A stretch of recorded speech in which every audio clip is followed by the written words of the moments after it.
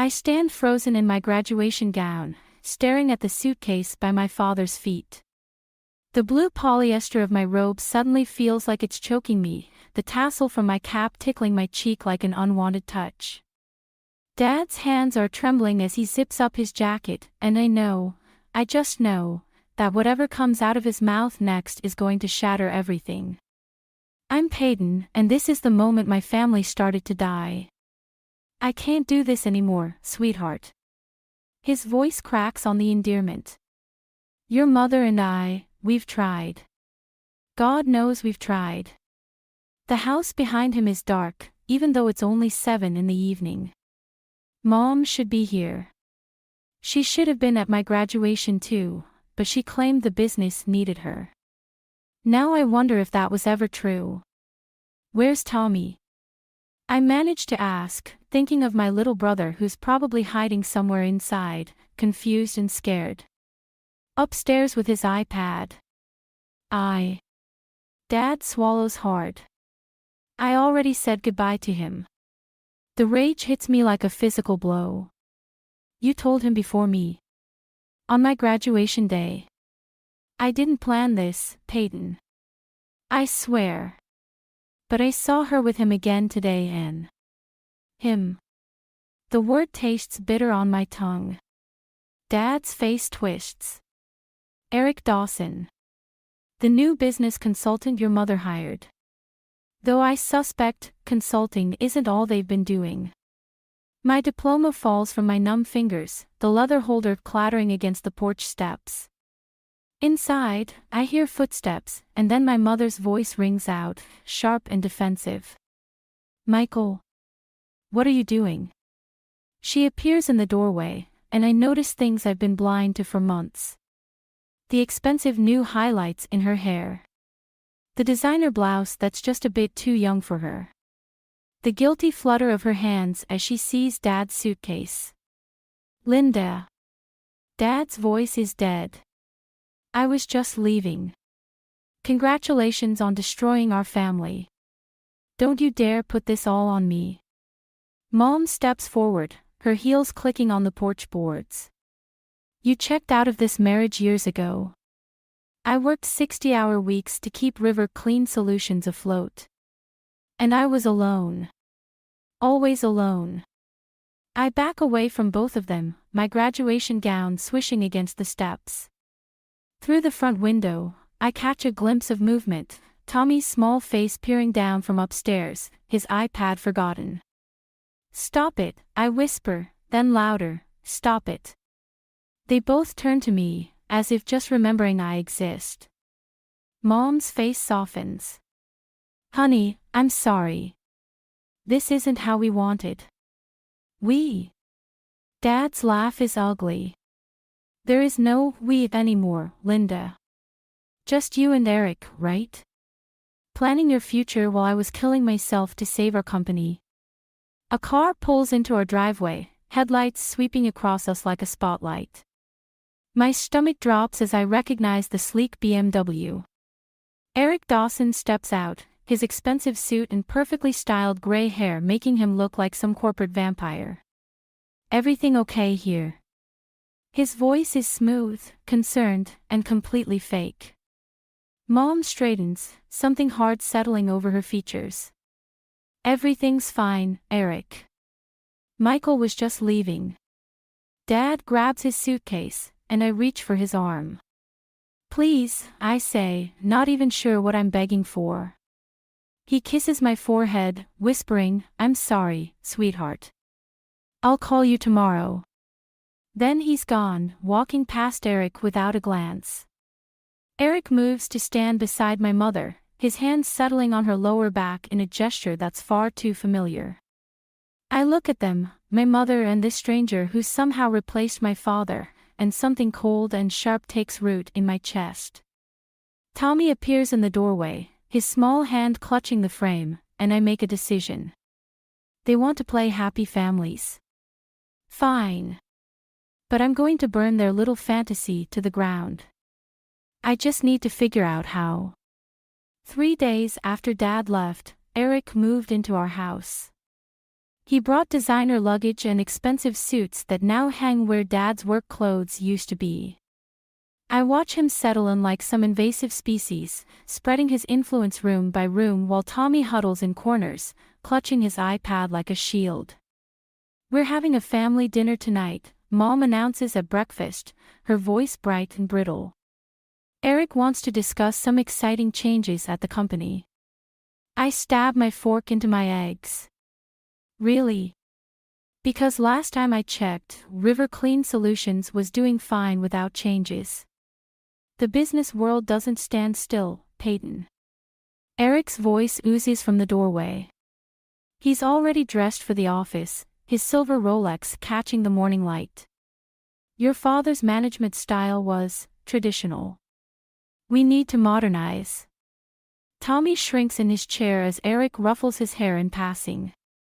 I notice how my brother wipes his head afterward, a quick, furtive motion. "Speaking of modernizing," Mom says, not meeting my eyes, "Eric thinks it might be best if you postponed college for a year. Help out at the company, learn the business from the ground up." The fork clatters from my hand. "What?" "It's a smart move," Eric adds, pouring himself coffee into Dad's favorite mug. "College isn't going anywhere, and this way you'll have real-world experience. Dad already promised me." "Your father isn't here anymore," Mom snaps, then softens her tone. "Honey, things are different now. We need to adapt." I push away from the table, my chair scraping against the floor. "I need to check on Grandma Margaret." "Actually," Eric interjects, "Linda and I were thinking of selling the old house. Your grandmother would be more comfortable in assisted living." The room goes silent. Even Mom looks shocked. "We haven't discussed that yet, Eric. It's worth considering. The property values in that neighborhood are excellent." I grab Tommy's hand. "Come on, buddy. I'll walk you to school." Outside, Tommy's small fingers squeeze mine. "I don't like him," he whispers, as if Eric might hear through walls. "Me neither, kiddo." We walk in silence until Tommy asks, "Is Dad ever coming back?" My throat tightens. "I don't know. But I'm not going anywhere, okay?" At Grandma Margaret's house, I find her in her study, surrounded by old business files. She looks up, her eyes sharp despite her age. "I wondered when you'd come. Eric wants to sell your house." She snorts. "Of course he does. Just like he wants to sell the Richardson contract and outsource our cleaning staff." "What?" I sink into a chair. "Those families have worked for us for decades. Eric Dawson doesn't care about families." She slides a folder across her desk. "Look at this. His previous consulting jobs. 3 companies in 5 years, all sold off in pieces after he'd modernized them." I scan the documents, my hands shaking.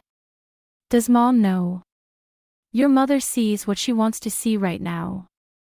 Grandma's voice softens. "But you, my dear, you see everything, don't you? I need to stop him." "Yes, you do." She opens another drawer, pulls out more files. "Start with these. Financial reports from the last 6 months. Notice anything strange about the new equipment purchases?" I study the numbers, remembering Dad's lessons about business accounting.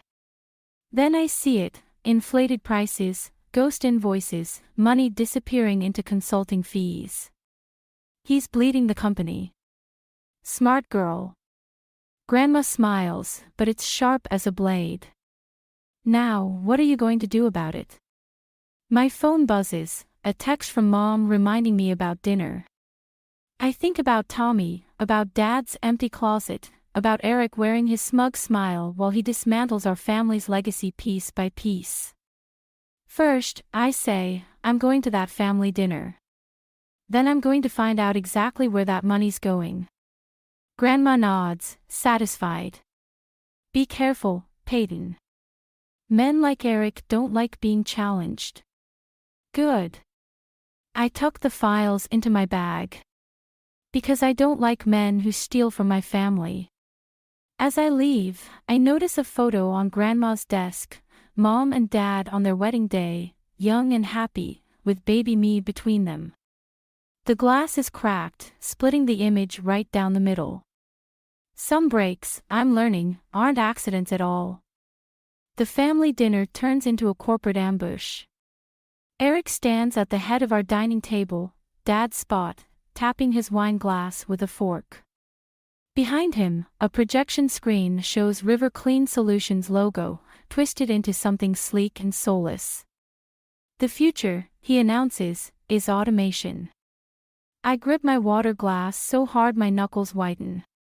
Tommy sits beside me, pushing peas around his plate, while Mom beams at Eric like he's delivering gospel. By outsourcing our cleaning crews and implementing automated systems, we'll increase profit margins by 40%. Eric clicks through slides showing charts and graphs. The Richardson contract alone is costing us. Those are people, I cut in. Not cost margins. The Richardsons have worked with us since before I was born. Eric's smile doesn't reach his eyes. Business isn't about sentiment, Peyton. It's about survival. Funny, we survived just fine before you showed up. Peyton. Mom's voice cracks like a whip. That's enough. I push back from the table. I need some air. Instead of going outside, I slip into Dad's old home office. Eric hasn't colonized this room yet, probably because Mom keeps it locked. Good thing Dad taught me how to pick locks when I was 12. I'm halfway through the filing cabinet when I hear voices in the hallway. I duck behind the desk just as the door opens. The board meeting's tomorrow, Eric says. Once they approve the restructuring, we can move forward with the asset liquidation. A voice I don't recognize responds, and the old woman. Margaret won't be a problem much longer. I've already contacted Sunset Valley Care Home. Linda agrees her mother-in-law needs specialized attention. What about the girl? Peyton. Eric laughs. She's a child playing at business. By the time she figures anything out, it'll be too late.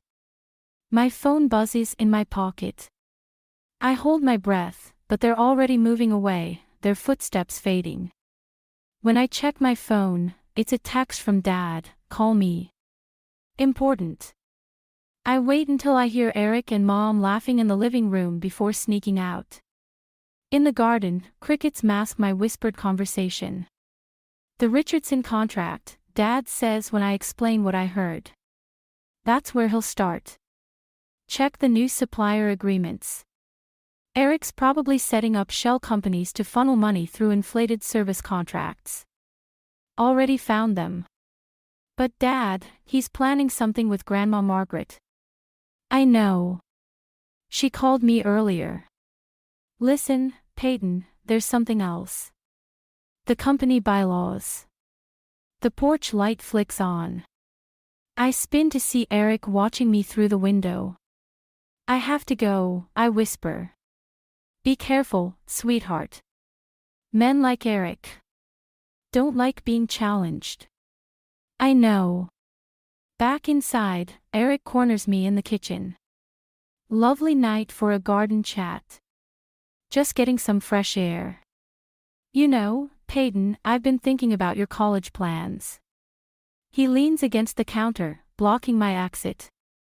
There's an excellent business program at State. Close to home. We could even set you up with an internship at one of my associates' firms. The thread is clear, take the offer and get out of the way, or else. Thanks, I say, matching his fake smile.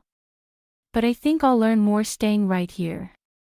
His expression hardens for a split second before smoothing over. Your mother worries about you, you know. All this resistance to change, it's not healthy. Neither is forcing your girlfriend's mother-in-law into a nursing home. Eric's mask slips completely. He steps closer, his cologne suffocating. You should be very careful about what accusations you make, little girl. Family businesses are fragile things. Accidents happen. Is that a threat? It's business advice. From someone who knows how the game is played. I meet his gaze. Funny thing about games, Eric. Sometimes new players change all the rules. Tommy appears in the doorway, his presence breaking our standoff. I brush past Eric, taking my brother's hand. Sweet dreams, Eric calls after us. Tomorrow's going to be a very interesting day. In my room, I pull out Grandma's files and my laptop. Eric wants to play games. Fine. But he's about to learn that some little girls grow up studying how to win. I wake to the sound of sirens. Red and blue lights strobe through my window, and my first thought is of Tommy. I'm halfway to his room when I hear Mom screaming from downstairs. Grandma Margaret's house is on fire. The next hours blur into a nightmare of smoke and questions. I stand on her front lawn, watching firefighters battle the blaze while Eric comforts Mom nearby. His arm around her shoulders makes my skin crawl. It appears to have started in the study, the fire chief tells us. Electrical fault, probably. The study. My voice sounds strange, even to me. Where all the business records were kept. Eric's head turns sharply. The fire chief continues, fortunately, your grandmother wasn't home. Something about a last-minute dinner with friends. I remember Dad's words about being careful, about Grandma's call to him. She knew. Somehow, she knew this was coming. Such a tragedy, Eric says, his voice dripping concern. Thank God Margaret wasn't here. Linda, darling, perhaps now's the time to discuss that care facility. No. The word comes out like a whip crack. Mom pulls away from Eric. Peyton, please. This is hardly the time. Your boyfriend just lost all of Grandma's business records in a convenient electrical fire, and you want to ship her off to a nursing home. I step closer, my voice dropping. Are you really this blind, Mom? Eric moves between us. You're upset, Peyton. We all are. But throwing around accusations. Where were you tonight, Eric? When the fire started. His smile turns razor sharp. Careful, little girl. Grief makes people say foolish things. A police officer approaches. Miss Rivers. We found something unusual in the study. Would you come take a look? In the charred remains of Grandma's office, the officer points to a small safe, its door hanging open. Empty, he says. Recently opened, by the looks of it. Any idea what might have been inside? I think of the files Grandma showed me, the evidence of Eric's past schemes. No, I lie. No idea. Back outside, I slip away from the chaos and call Dad. No answer. Then Grandma. Straight to voicemail. My hands shake as I text them both. Where are you? Peyton. Tommy's small voice makes me jump. He's standing in our driveway, clutching his iPad. I saw something. I follow him inside to his room, where he pulls up his tablet's camera roll. I couldn't sleep, he whispers. I was watching out the window. The photo is grainy in the dark, but clear enough. Eric, walking from his car to our house, carrying something that looks like a safe box. When was this? Just before the sirens. Tommy's voice trembles. Is Grandma okay? She's fine, buddy. I hug him tight, my mind racing. But I need you to delete that photo, okay? And don't tell anyone you showed me. Are the bad things going to stop now? I kiss his forehead, remembering Eric's threats about accidents and fragile businesses. Soon. I promise. My phone buzzes, a text from an unknown number, safe. Document secure. Wait for my signal. M. Relief floods through me, followed immediately by rage. Eric thought he could burn away the evidence, but Grandma was one step ahead. Now I just need to figure out his next move before. Peyton. Mom calls from downstairs. Eric wants to discuss the board meeting tomorrow. Given what's happened, he thinks it's best if you don't attend. I look at Tommy's photo one more time before he deletes it. Coming, Mom. Let Eric think he's won. Let him believe his little fire destroyed everything. But he's about to learn what happens when you try to burn down a Rivers woman's legacy. We don't just rise from the ashes. We bring the whole damn house down with us. The coordinates arrive at dawn, latitude and longitude sent from Grandma's burner phone. I find her in an old diner 50 miles outside town, looking perfectly composed despite being officially missing for 24 hours. You're late, she says, stirring her coffee. The board meeting starts in 2 hours. You could have warned me about the fire.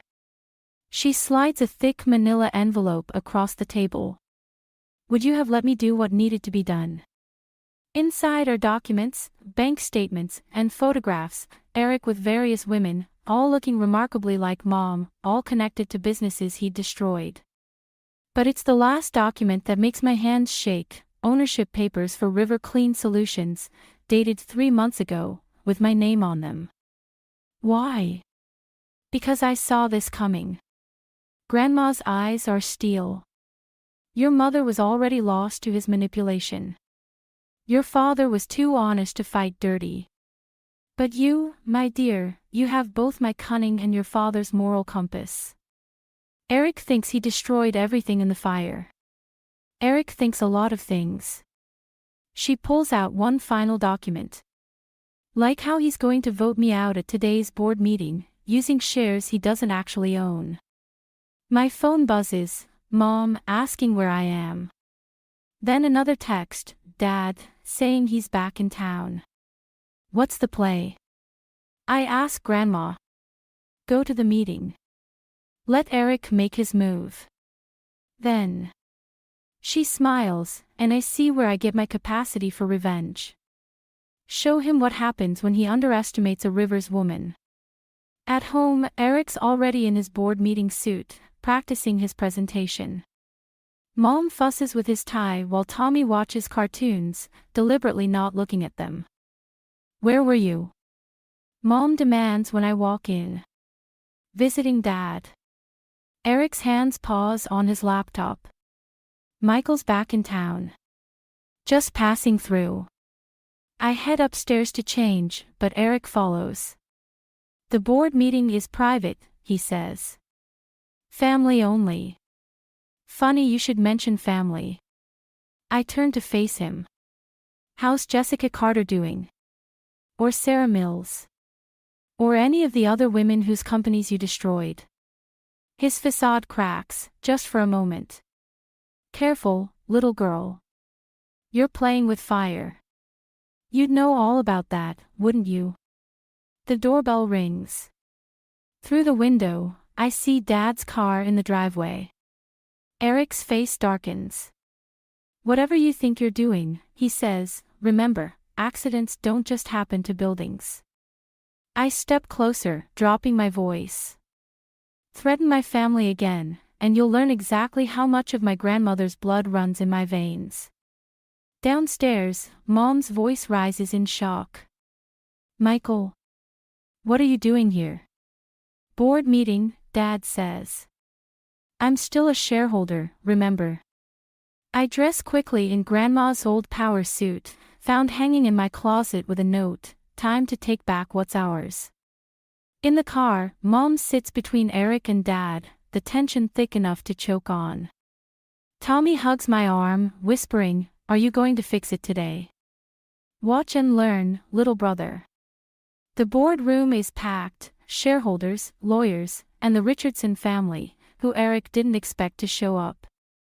He takes his place at the head of the table, confidence oozing from every pore. Today, he begins, we vote on the future of River Clean Solutions. The old guard has failed us. It's time for modern leadership. Actually, I interrupt, standing. First, we need to verify voting rights. Eric's smile freezes. That's not necessary. It is when you're trying to vote with shares you don't own. I pull out Grandma's documents. Because as of 3 months ago, River Clean Solutions belongs to me. The room erupts. Mom gasps. Dad sits back, a small smile playing at his lips. And Eric looks like a man watching his castle crumble. This is ridiculous, he sputters. Linda, tell them. Tell them what? Grandma's voice cuts through the chaos as she walks in. How you plan to strip this company bare? Or should we discuss last night's fire first? Eric lunges for the documents. I step back, watching his desperation turn to fury. Sometimes revenge isn't about destroying someone. Sometimes it's about letting them destroy themselves. Eric's laughter cuts through the boardroom chaos. You really think you've won something here, don't you? He pulls out his phone, tapping quickly. Check your email, everyone. Now. The room fills with notification chimes. I open the message and feel my stomach drop. Security camera footage from Dad's office, the night before he left. Mom's there, crying, while Dad shouts. But the audio's been edited, spliced together to make it sound like Dad's threatening her, demanding she sign over company assets. Domestic abuse allegations are messy things, Eric says smoothly. Especially when the abuser's daughter suddenly gains control of the family business. Makes you wonder about coercion, doesn't it? Dad stands. That's not what happened. The footage speaks for itself. Eric turns to Mom. Linda, darling, you don't have to be afraid anymore. Mom's face is ash white. Michael never, he wouldn't. Tell them, I demand. Tell them he's lying. But Mom just sits there, tears streaming down her face, and I realize Eric's been planning this moment for months. He's poisoned her mind so completely that maybe she actually believes it now. I move to suspend all ownership transfers pending investigation, Eric announces. All in favor. Hands rise across the table. The Richardson family looks at Dad with disgust. Grandma starts to speak, but Eric cuts her off. Margaret, given your apparent involvement in this coerced transfer, you might want to consult a lawyer before saying anything else. The ownership documents in my hands suddenly feel worthless. Eric's turned my triumph into evidence of conspiracy. Worse, he's destroying Dad's reputation, and using Mom's genuine pain and confusion as his weapon. You're going to prison for that fire, I say, but my voice shakes. What fire? Eric's smile is serpentine. The one that conveniently destroyed any evidence of your grandmother's illegal ownership transfer. The one that started in her study, where she kept the security footage backup drives. Interesting timing. The board members murmur. I watch our allies turning against us in real time. Linda, Dad tries again. You know me. 20 years of marriage. 20 years of controlling everything, Eric interrupts. The business, the money, your wife's every move. But that's over now. Mom stands abruptly. I need air. I'll come with you, Eric says, but she shakes her head. No. I need to be alone. She hurries out. I move to follow, but Eric blocks my path. The board needs to vote on freezing your assets. You're not going anywhere. This isn't over, I hiss. Oh, but it is. He leans close, whispering. By the way, Tommy's school called. Seems he never arrived this morning. Probably just lost track of time, playing in the park. Kids do that sometimes, don't they? Wander off. My blood turns to ice. What did you do? Me? Nothing. But children are so vulnerable these days. Streets aren't safe like they used to be. Dad grabs my arm. Peyton. What's wrong? I pull out my phone, calling Tommy's school. No answer. Try his phone. Straight to voicemail. Tick-tock, Eric murmurs. Better choose quickly, stay here and fight for your company, or... I run. Behind me, I hear Eric telling the board, poor girl. Unstable, just like her father. Must run in the family. Outside, Mom's car is gone. Tommy's nowhere in sight. And I realize Eric's beaten me at my own game. He's not just taking the company, he's destroying everything I love. My phone buzzes, a photo message from an unknown number. Tommy's iPad lying broken in the park. Sometimes revenge isn't about destroying someone. Sometimes it's about making them destroy themselves. And Eric's just turned my own strategy against me. I find Tommy exactly where Mom used to take us after bad days, the old playground behind River Clean Solutions. He's sitting on a swing, iPad clutched to his chest, while Mom paces nearby, phone in hand. He said you'd come here, Mom says without turning. That you'd choose Tommy over the company. Like you chose Eric over us. She flinches. I didn't. I thought I was protecting us. Eric showed me proof that your father was embezzling. Fake proof. Just like that doctored security footage. I move toward Tommy, but Mom steps between us. Don't. Her voice breaks. Eric says if you take Tommy, he'll press charges against Dad. My phone buzzes, a text from Grandma, check your email. Now. The attachment is a video. Eric in his office, arguing with someone off-screen about shell companies, money transfers, and Linda Rivers' useful naivety. The timestamp is from this morning. Mom, watch this. More accusations. More attempts to poison me against. Against what? The man who burned down Grandma's house. Who threatened your 7-year-old son. Tommy's small voice cuts through our argument. He said he'd hurt Dad if Mom didn't help him. Mom goes still. What? I heard him on the phone. He said Mom was almost ready, but if she wasn't, he knew people who could make accidents happen. A car door slams in the parking lot. Eric strides toward us, his confidence cracking when he sees us all together. Linda, darling, what are you doing? The board's waiting. Watch the video, Mom. I hold out my phone. Watch it now. Eric lunges for the phone, but I'm faster. Mom catches a glimpse of the screen, Eric's own words damning him, before he knocks it away. It's fake, he snarls. Like everything else they've tried.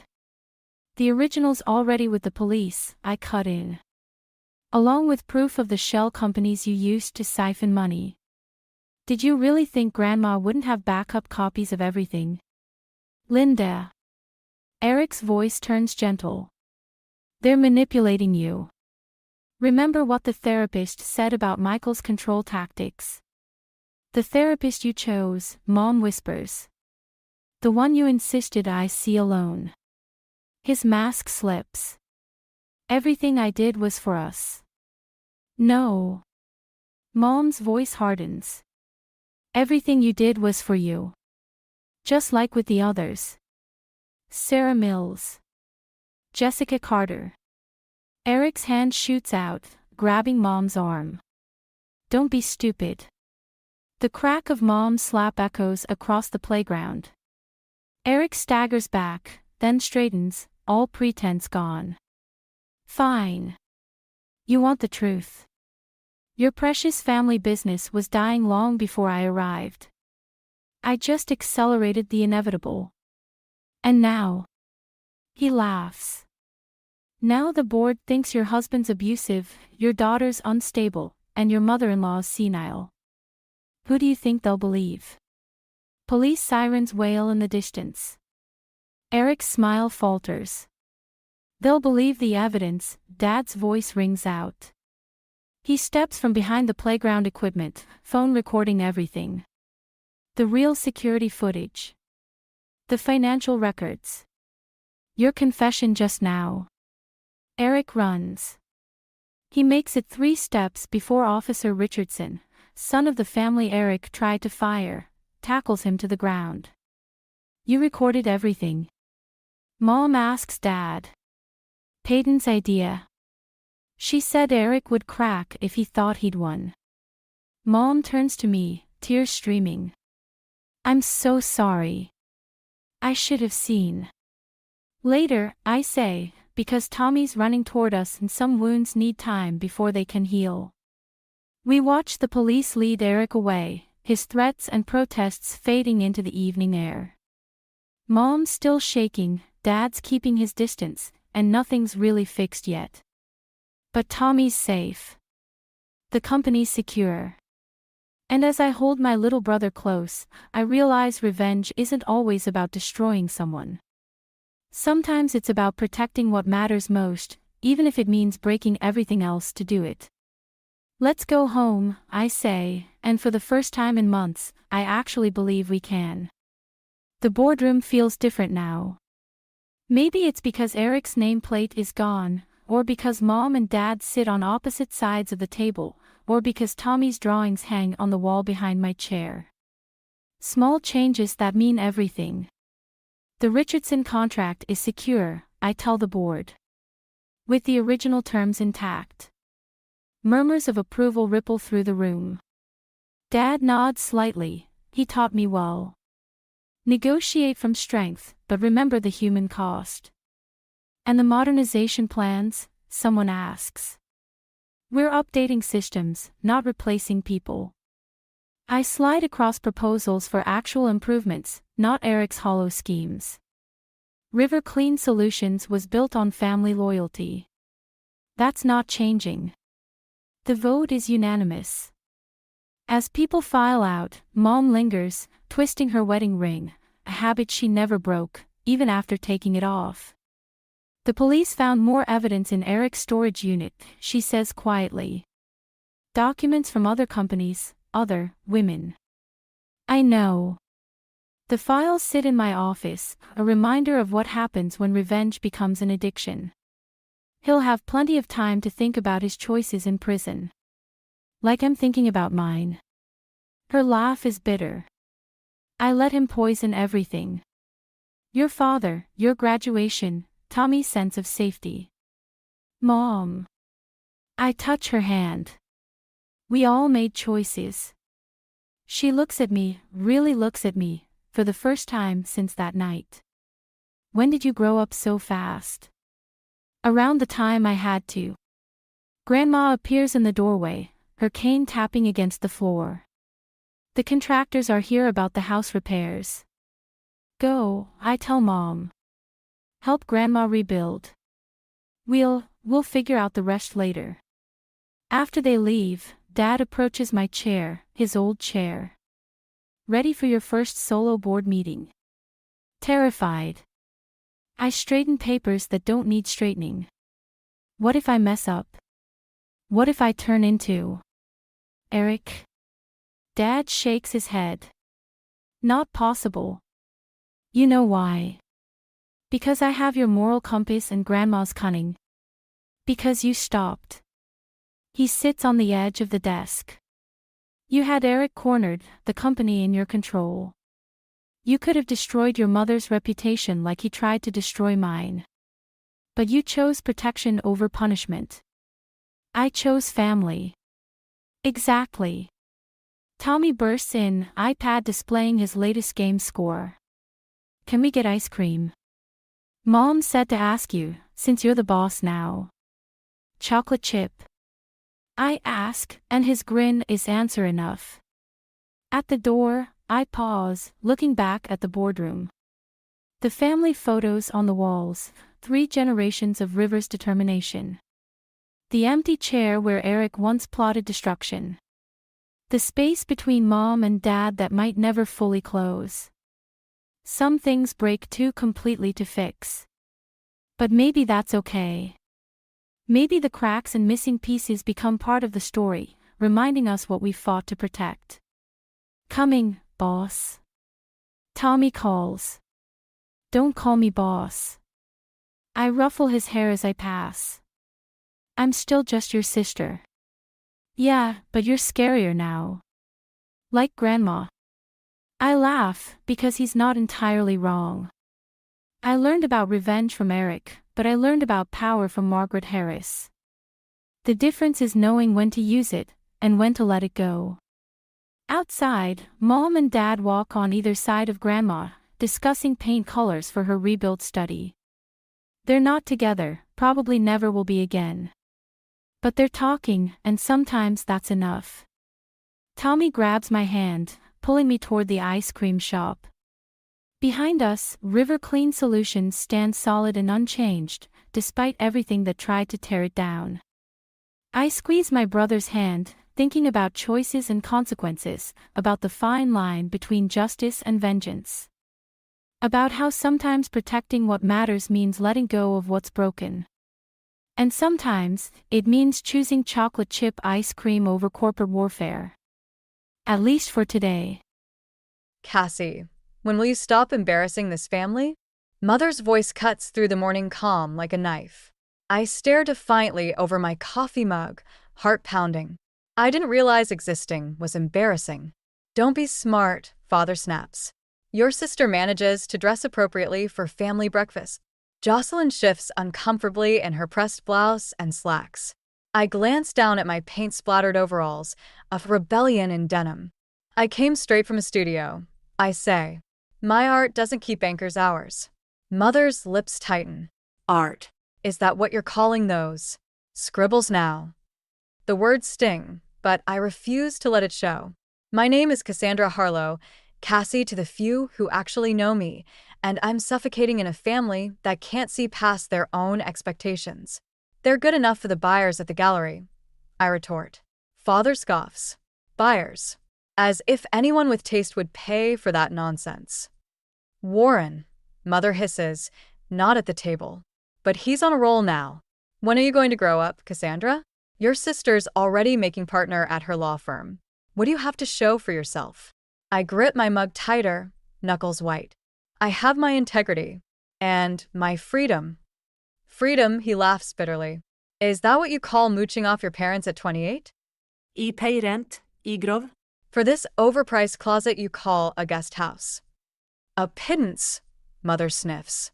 Hardly covers the utilities. Jocelyn clears her throat. Maybe we could talk about something else? The weather's been lovely. Stay out of this. Father and I snap in unison. She shrinks back, and for a moment, I feel a pang of guilt. It's not her fault she's their golden child. I stand abruptly, chair scraping against the hardwood. I think I've lost my appetite. Sit down, Father commands. We're not finished. I say, heading for the door. Mother's voice follows me. This is why you'll never amount to anything, Cassandra. You can't even finish a simple family breakfast. I pause, hand on the doorknob. The urge to lash out, to hurt them as they've hurt me, is overwhelming. But I swallow it down. You're right, Mother. I can't finish this. Not anymore. I step out into the crisp morning air, letting the door slam behind me. The manicured lawn of the main house stretches before me, a perfect facade, hiding the rot beneath. I stride across it, grass staining my bare feet. My phone buzzes. A text from Jocelyn. I'm sorry. They shouldn't have said those things. I ignore it, shoving the phone back in my pocket. Her pity is almost worse than their scorn. The guest house, my prison for the past year, looms ahead. I'd moved back in after a bad breakup and an eviction notice, swallowing my pride for what I'd thought would be a few months at most. Now it feels like quicksand slowly pulling me under.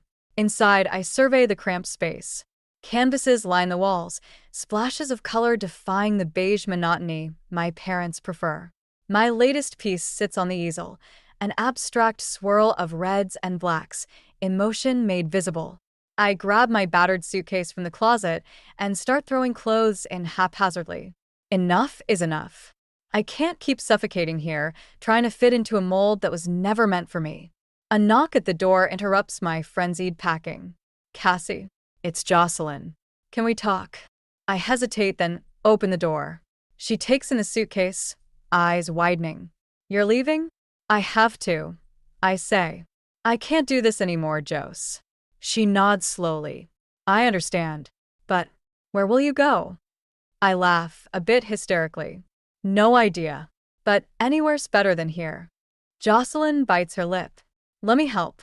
I can lend you some money just to get started. No. I cut her off. I appreciate it, but I need to do this on my own. She looks hurt, but nods again.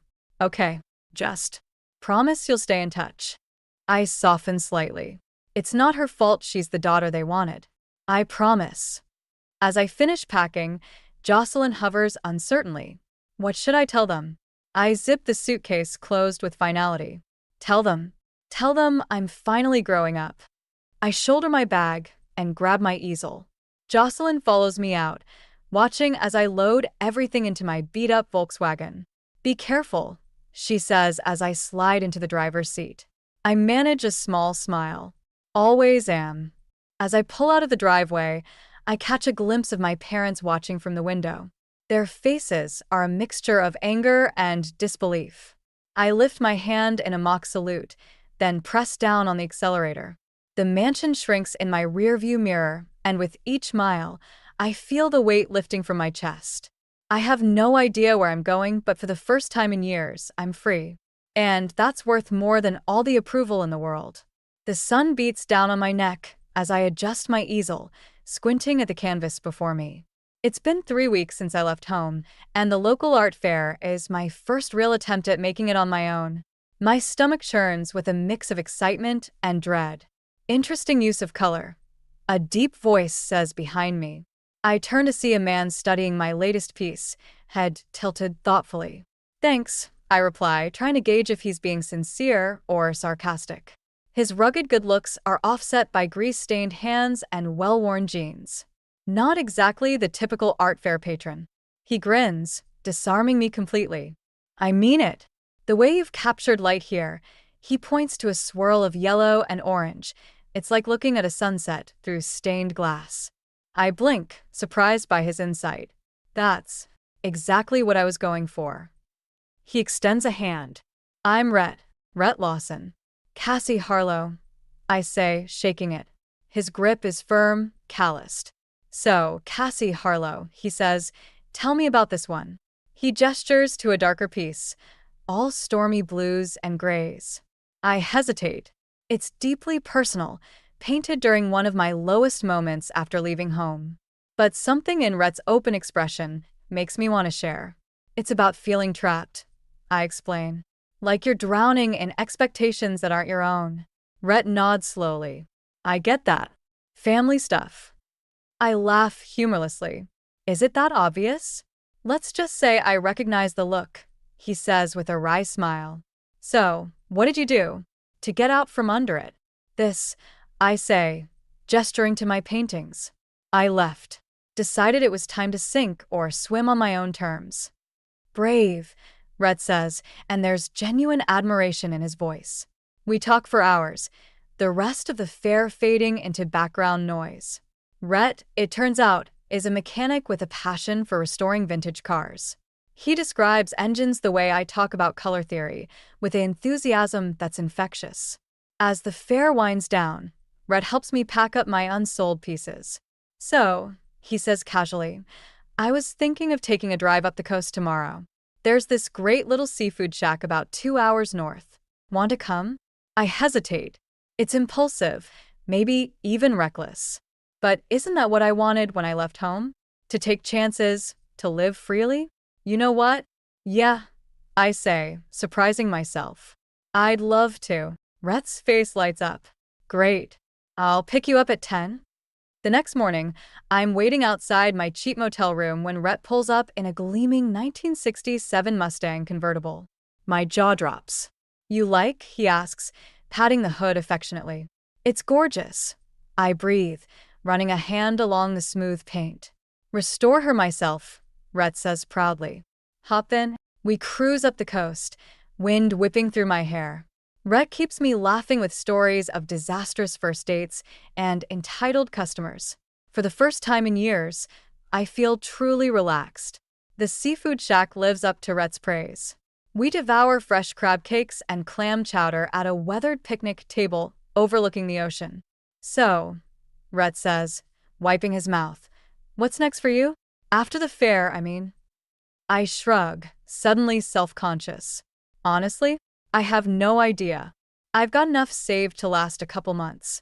But after that, I trail off, the reality of my situation sinking in. Rhett nods thoughtfully. You know, my mom runs this little gallery in town.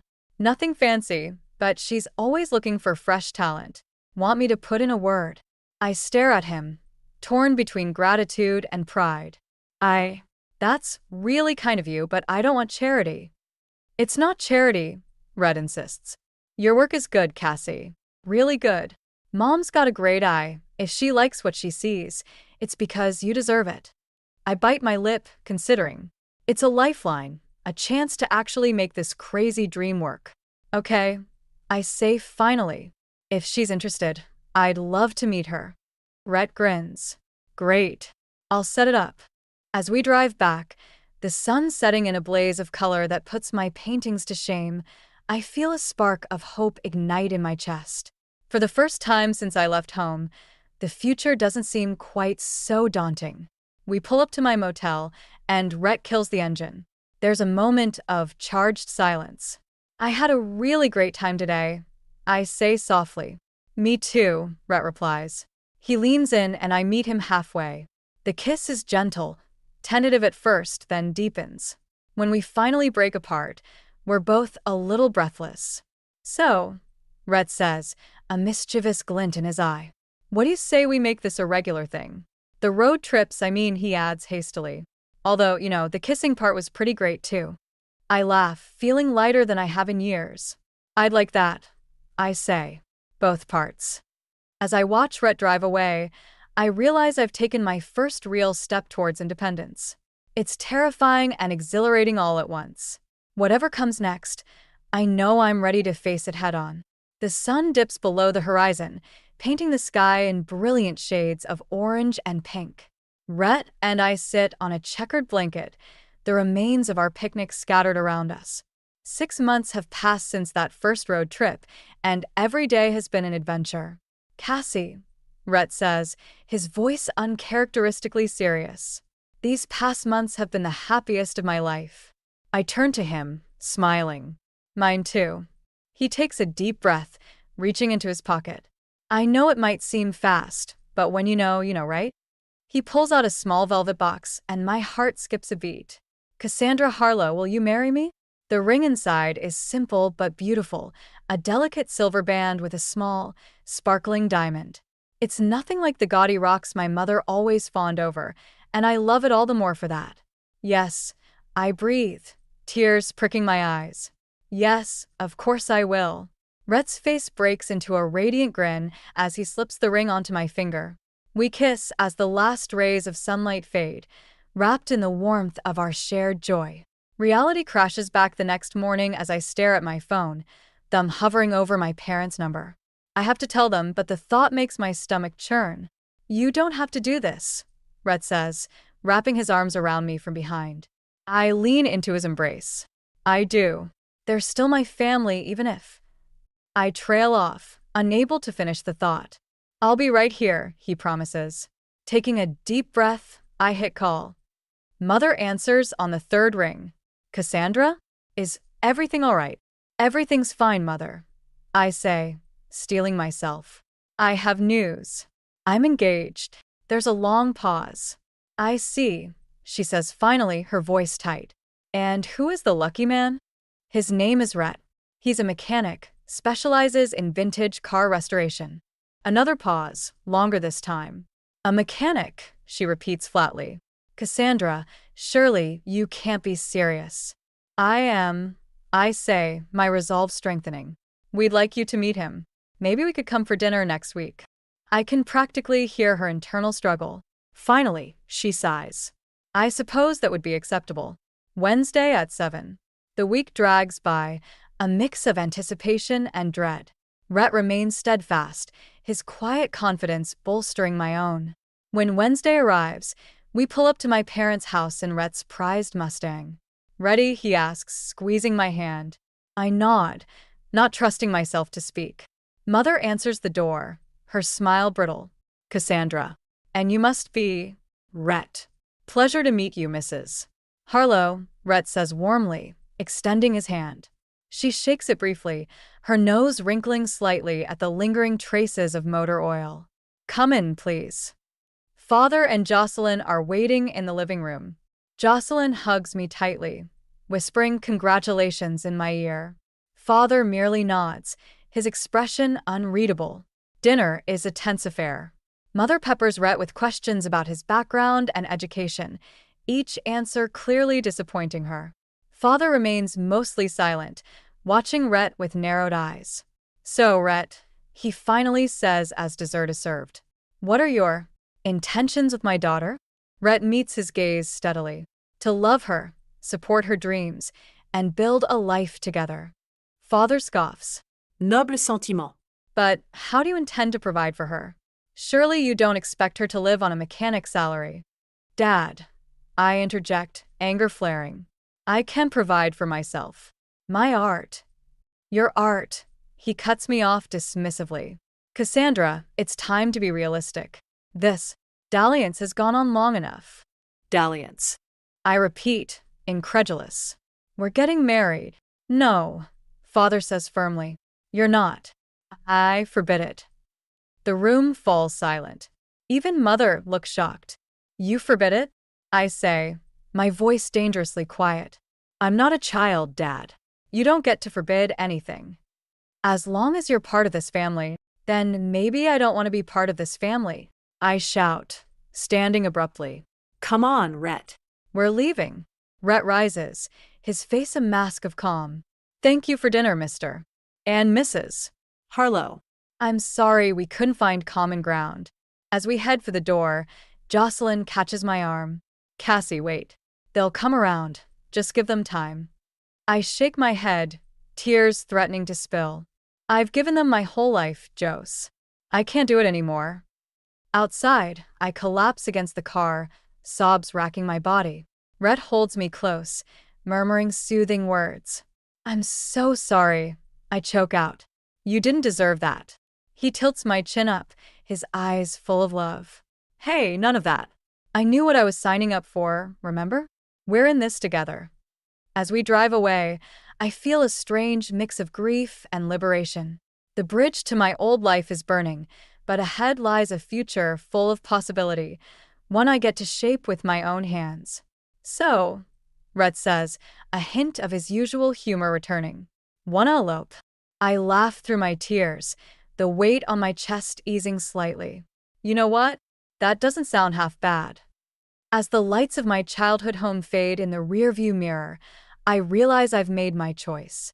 Whatever comes next, Rhett and I will face it together, on our own terms. The key scrapes in a lock as Rhett and I stumble into our new loft, arms laden with boxes. Sunlight streams through the large windows, illuminating the dusty hardwood floors and exposed brick walls. Home sweet home, Rhett says, dropping a box with a grunt. I spin slowly, taking it all in. It's small, rough around the edges, and absolutely perfect. I can't believe we did it, I breathe. Rhett wraps his arms around me from behind. Believe it, babe. This is our fresh start. We spend the day unpacking, transforming the empty space into something uniquely ours. My easel claims a corner by the window, while Rhett's vintage car posters add character to the bare walls. By nightfall, we collapse onto our second-hand couch, exhausted but exhilarated. To new beginnings, Rhett says, clinking his beer bottle against mine. and to telling convention to shove it. I add with a grin. The next few weeks are a whirlwind of activity. Rhett throws himself into getting his restoration shop up and running, working long hours to transform an old garage into his dream workspace. I set up an online store for my art, nervously listing my first few pieces. You're sure about the prices? I ask Rhett for the 100th time, hovering over the publish button. He kisses my forehead. Your work is worth every penny, Cass. Trust yourself. Taking a deep breath, I click publish. It feels like sending a piece of my soul out into the world. Days pass with no sales, and doubt begins to creep in. Maybe my parents were right. Maybe this is all just a pipe dream. I throw myself into painting, channeling my frustration onto canvas. One morning, I wake to Rhett shaking me excitedly. Cassie, wake up. You've got to see this. I blink groggily at the laptop screen he's thrust in front of me. It takes a moment for the numbers to register. Wait, is that? You sold 3 paintings overnight. Rhett whoops. And look at the comments. They love your work. Tears spring to my eyes as I read the glowing reviews. It's not just the money, though that's certainly welcome. It's the validation, the proof that my art speaks to people. I told you, Rhett says softly, pulling me close. You're amazing, Cass. The sales continue steadily over the next few months. I expand my online presence, even landing a few commissions. Meanwhile, Rhett's shop gains a reputation for quality work, attracting a loyal clientele of classic car enthusiasts. One evening, as we're celebrating another successful week, my phone buzzes. It's a text from Jocelyn. Can we talk? It's important. My stomach twists. I haven't spoken to anyone in my family since that disastrous dinner. Part of me wants to ignore it, to protect the life Rhett and I have built. But curiosity wins out. Hey, Jose, I say when she picks up. What's going on? Her voice is strained. It's Dad. There's been a scandal at the university. He's been forced to resign. The news hits me like a punch to the gut. Despite everything, I never imagined my father's carefully constructed world crumbling. What happened? Jocelyn hesitates. It's complicated. Financial improprieties, abuse of power. It's all over the local news. I sink onto the couch, mind reeling. Rhett sits beside me, concern etched on his face. How are Mom and Dad handling it? I ask, though I can already guess the answer. Not well, Jocelyn sighs. Mom's a wreck, and Dad. He's not the man we knew, Cass. They're going to lose the house. Everything. A part of me, a petty, wounded part, wants to feel satisfied. Isn't this karma for how they treated me? But the larger part aches for my family, for the pain they must be going through. What do you need from me, Jose? I ask quietly. She takes a shaky breath. I hate to ask, but could you come see them? They won't admit it, but I think they need you. I close my eyes, conflicting emotions warring within me. Rhett squeezes my hand supportively, and I draw strength from his presence. I'll think about it. I say finally. I can't promise anything, but I'll think about it. After I hang up, I fill Rhett in on the situation. He listens without judgment, his steady presence a balm to my churning thoughts. Whatever you decide, he says when I finish, I'm with you. If you want to see them, we'll go together. If you want to stay away, I'll support that too. I lean into him, grateful beyond words for his unwavering support. I don't know what to do, I admit. Part of me wants to help, but another part is terrified of getting sucked back into their world. Rhett nods thoughtfully. You don't have to decide right now. Sleep on it. Whatever choice you make, it'll be the right one for you. As I lay in bed that night, unable to sleep, I realize that this is the true test of the independence I've fought so hard for. The choice to help or not is mine alone, not dictated by obligation or fear, but by my own values and desires. Whatever I decide, I know it will shape the next chapter of my life. And for the first time, I feel truly ready to write that chapter on my own terms. The sharp knock at the door jolts me from my painting trance. I glance at the clock, 2 p.m. on a Tuesday. Rhett's at the shop, and we're not expecting anyone. I open the door to find Jocelyn standing there, looking like she hasn't slept in days. Her usually immaculate suit is wrinkled, her hair disheveled. Jess? I say, stunned. What are you doing here? She pushes past me into the loft, her eyes darting around wildly. Nice place, she says, her voice brittle. Very bohemian. Thanks, I reply cautiously. Jocelyn, what's going on? You look terrible. She laughs, a harsh, humorless sound. Oh, you haven't heard? I thought surely it would have reached your artistic circles by now. My stomach tightens. Heard what? Jocelyn collapses onto our couch, suddenly looking very small. It's Dad, she says, her voice barely above a whisper. He's been fired from the university. There's a huge scandal. The news hits me like a physical blow. I sink down next to her, mind reeling. What happened? Financial improprieties, Jocelyn says, her voice hollow. Embezzlement, kickbacks from contractors. It's all over the news. They're saying he could face criminal charges. I struggle to reconcile this information with the image of my father, stern, principled, always lecturing us about integrity. I don't understand. Why would he do that? Jocelyn shakes her head. I don't know. Greed? Desperation? He's not talking to anyone, not even Mom. How is she taking it? How do you think? Jocelyn snaps. Her whole world is crumbling. The country club set she was so desperate to impress? They've all turned their backs on her. We're going to lose the house, Cassie. Everything. The weight of it all settles on me. Despite everything, a part of me aches for them. I'm so sorry, Jose. Is there anything I can do? She looks at me, eyes suddenly sharp. Actually, yes. That's why I'm here. I tense, sensing what's coming. They need help, Cass, Jocelyn pleads. Financial help. I've done what I can, but with the legal fees and everything else, it's not enough. I stand abruptly, pacing the small space. Jose, I don't know if I can do that. Can't or won't, she challenges. Both. I explode.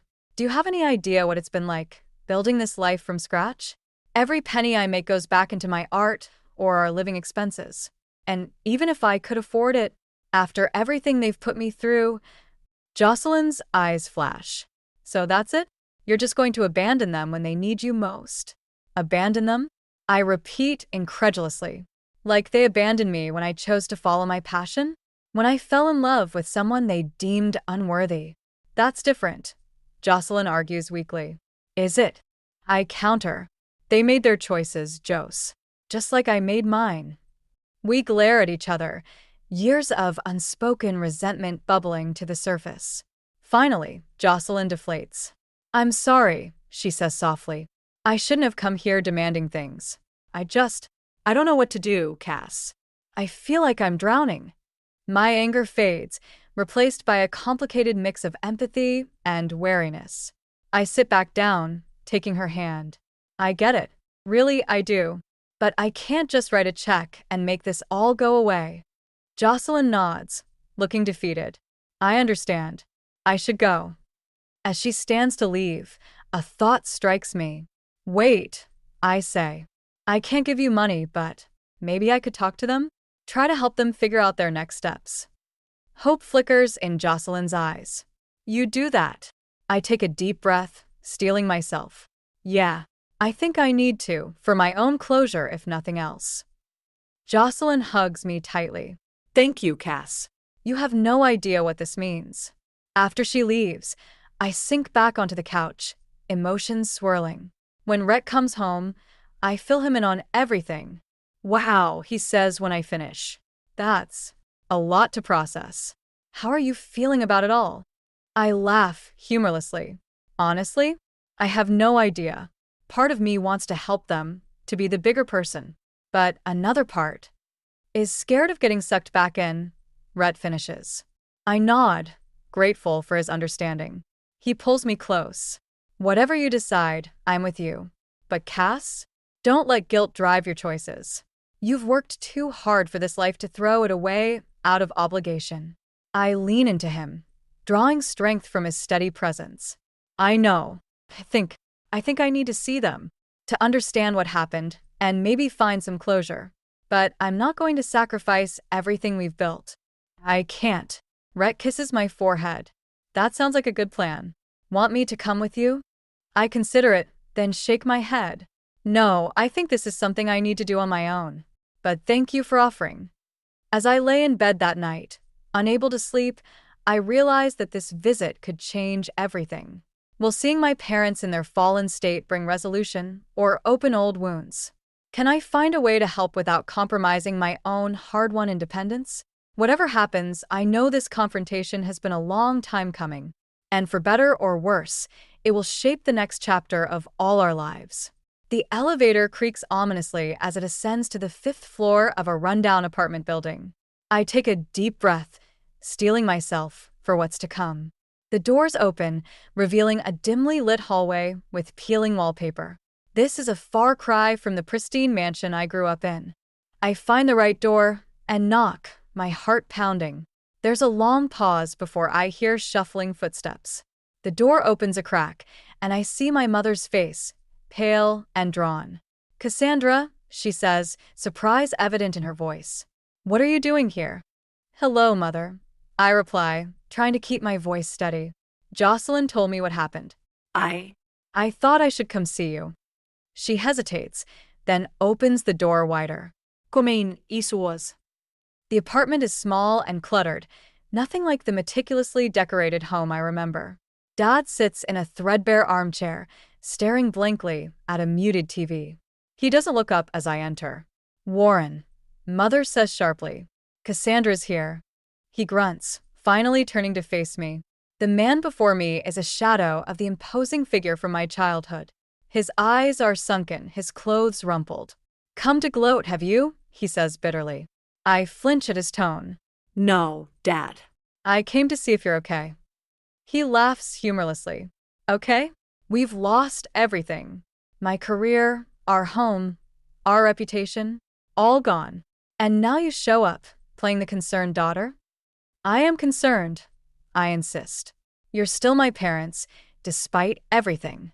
Mother bustles around, clearing papers off a small couch. "Sit down, Cassandra. Would you like some tea?" I nod, grateful for the momentary distraction.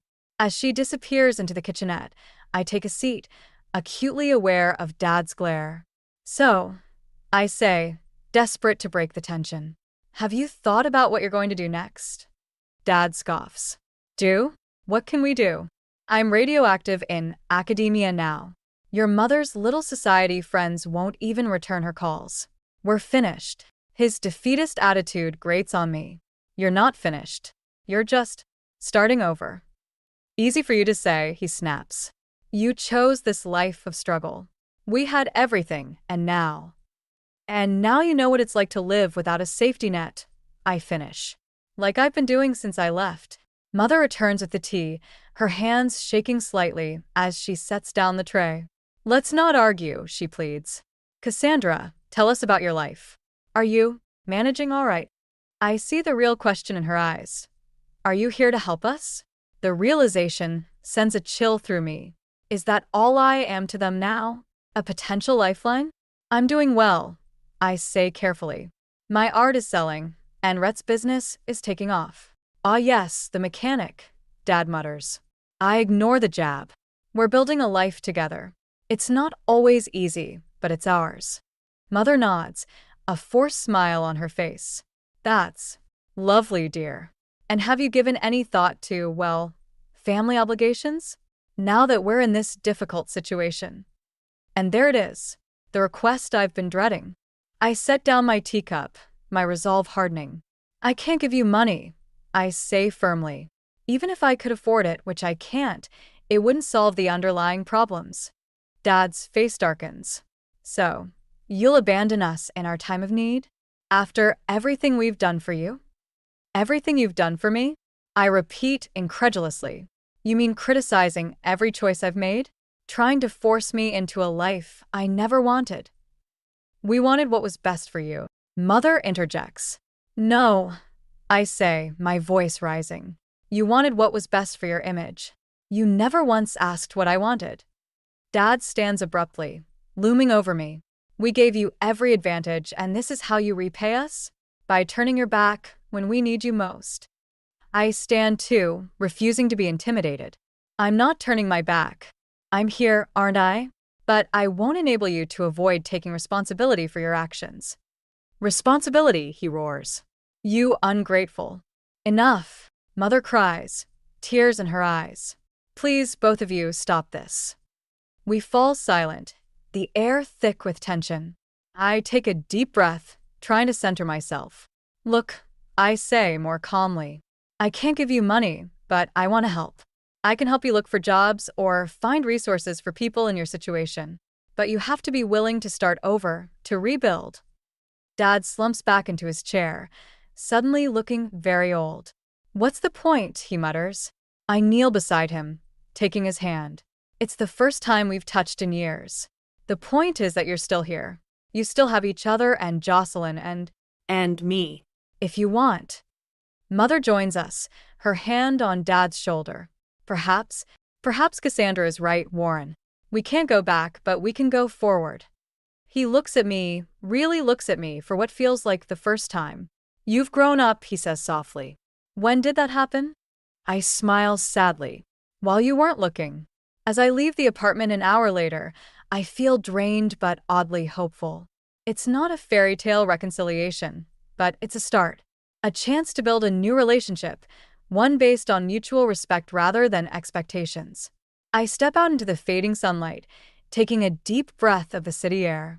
Whatever comes next, I know I can face it. I've found my strength, my voice. And no one can take that away from me. The tension in the small apartment is palpable as I stand facing my parents. What started as a tentative attempt at reconciliation has devolved into a bitter confrontation. Mother's face is flushed with anger, while Dad glowers from his armchair.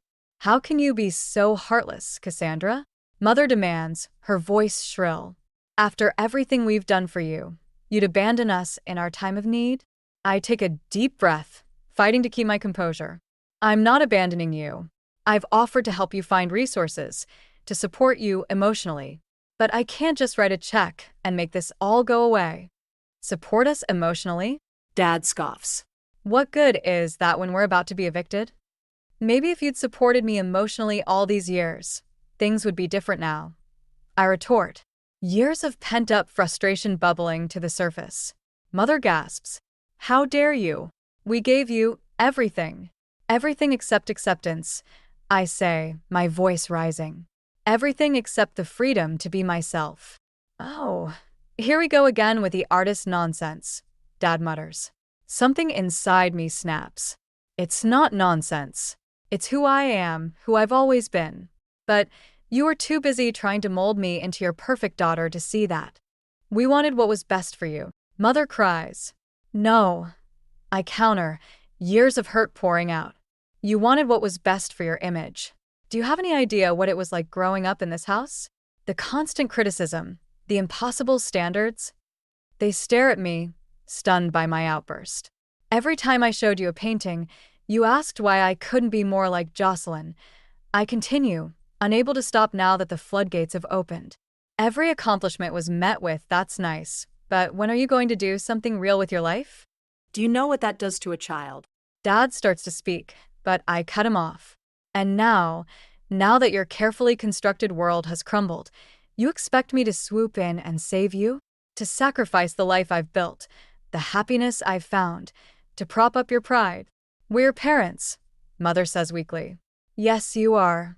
I acknowledge, my voice softening slightly. And I love you, but I won't set myself on fire to keep you warm. The silence that follows is deafening.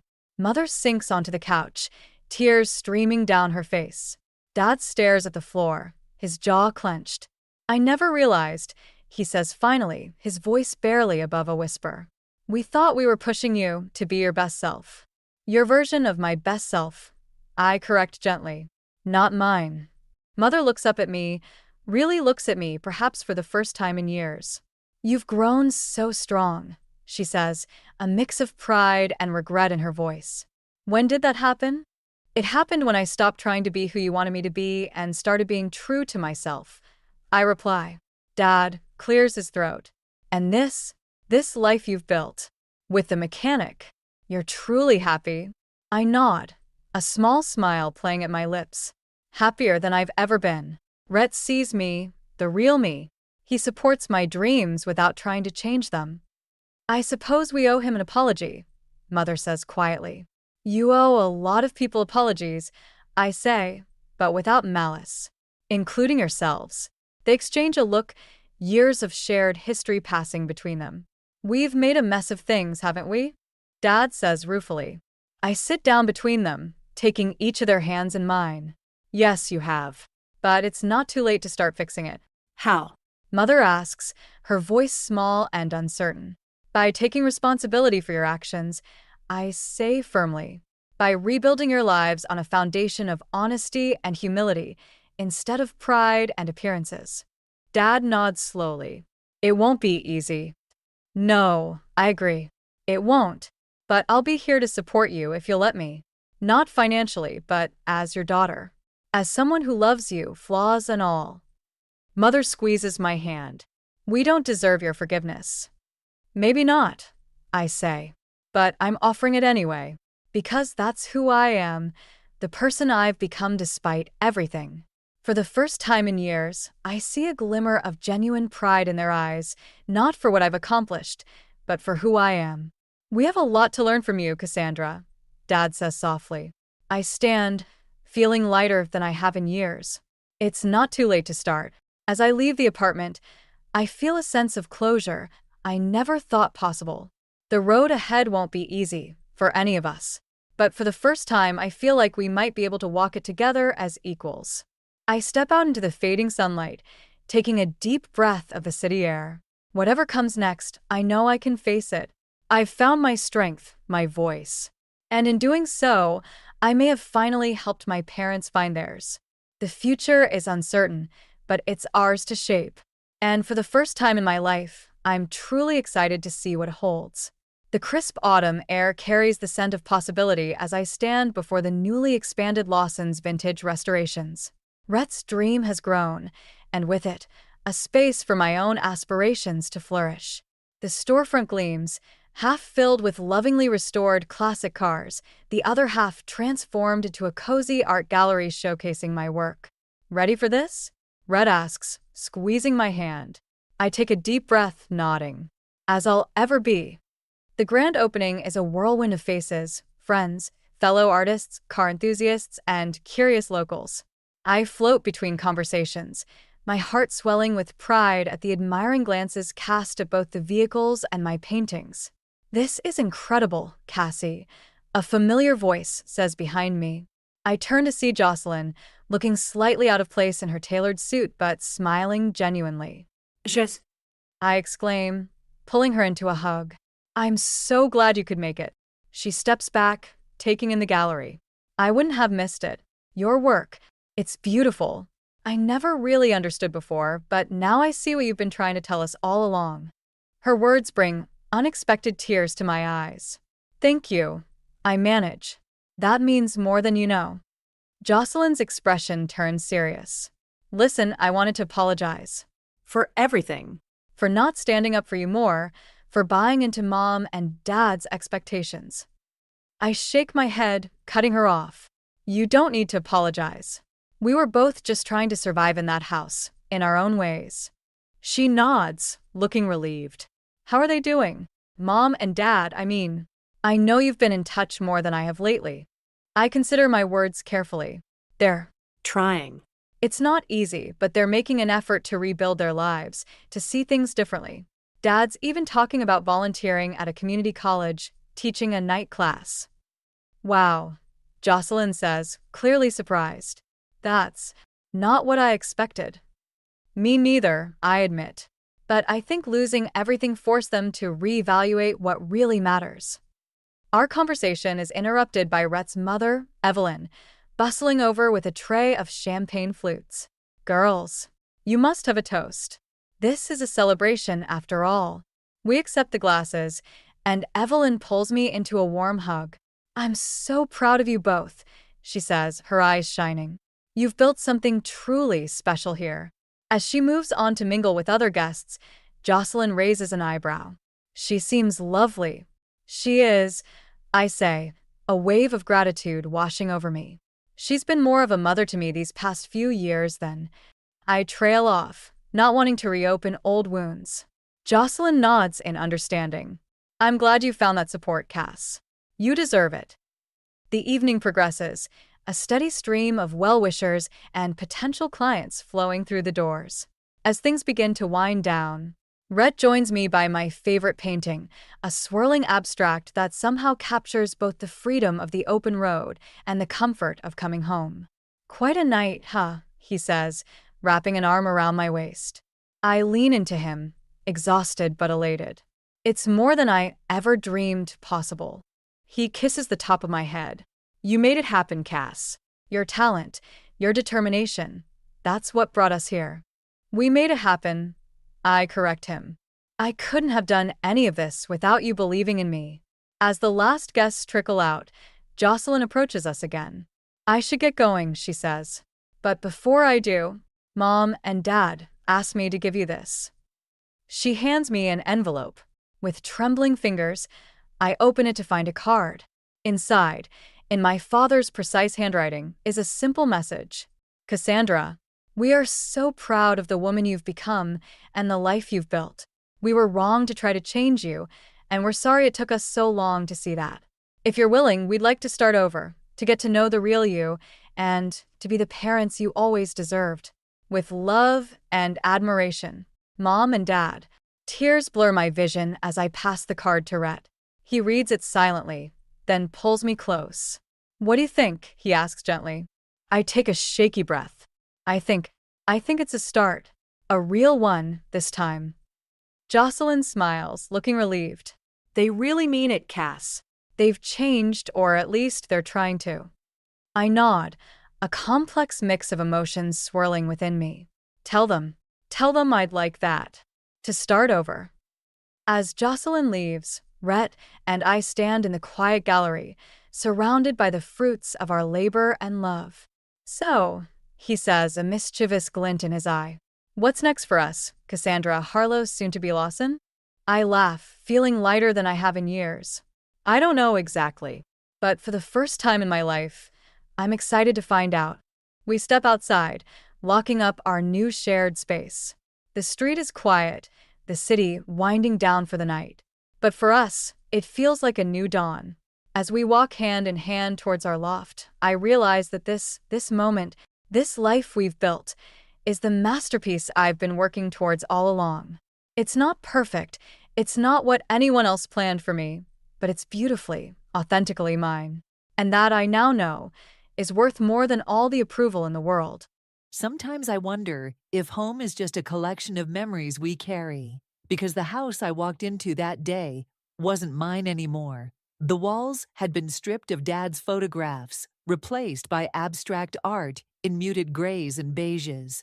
Our worn leather couch, the one where Dad and I spent countless movie nights, was gone, replaced by some modern monstrosity that looked about as comfortable as a marble slab. I stood in the doorway, my weekend bag still clutched in my hand, trying to process what felt like walking into a stranger's house. The scent of unfamiliar potpourri burned my nostrils, erasing the lingering traces of Dad's favorite sandalwood incense that Mom had kept burning since he passed.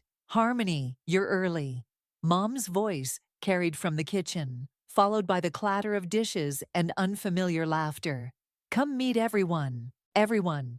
I'd only been gone for 2 days, visiting Grandpa Walter. I dragged myself toward the kitchen, each step feeling heavier than the last. The scene that greeted me made my stomach twist. Mom, wearing a silk blouse I'd never seen before, stood at the counter beside a tall man with salt and pepper hair. A teenage girl perched on one of our bar stools, tapping away at her phone. Sweetheart, this is Gregory and his daughter Sophie. Mom's smile was too bright, too forced. Gregory and I have been seeing each other for a while now, and well. She held up her left hand, where a diamond ring caught the light. The room started spinning. A while, my voice came out sharper than I intended.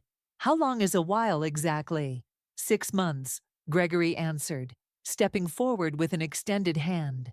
Your mother's told us so much about you. I stared at his hand until he awkwardly withdrew it. 6 months. Dad had been gone for barely 8. We wanted to surprise you with the renovations. Mom continued, either oblivious to or ignoring my reaction. Sophie has wonderful taste. She helped pick out everything. Sophie finally looked up from her phone. The old stuff was kind of depressing, no offense. That old stuff was my dad's. The words came out like ice. Harmony, Mom's tone carried a warning. We need to move forward. It's what your father would have wanted. Really? Did he tell you that before or after you started dating while he was dying? That's enough. Mom's face flushed. Gregory and Sophie are moving in next week. I know this is a lot to process, but you need to adjust your attitude. I looked around the kitchen, at the new appliances, the fancy coffee maker that replaced Dad's beloved French press, the stranger and his daughter who had somehow colonized our space while I wasn't looking. Where are Dad's things? We packed them away. The important stuff is in storage.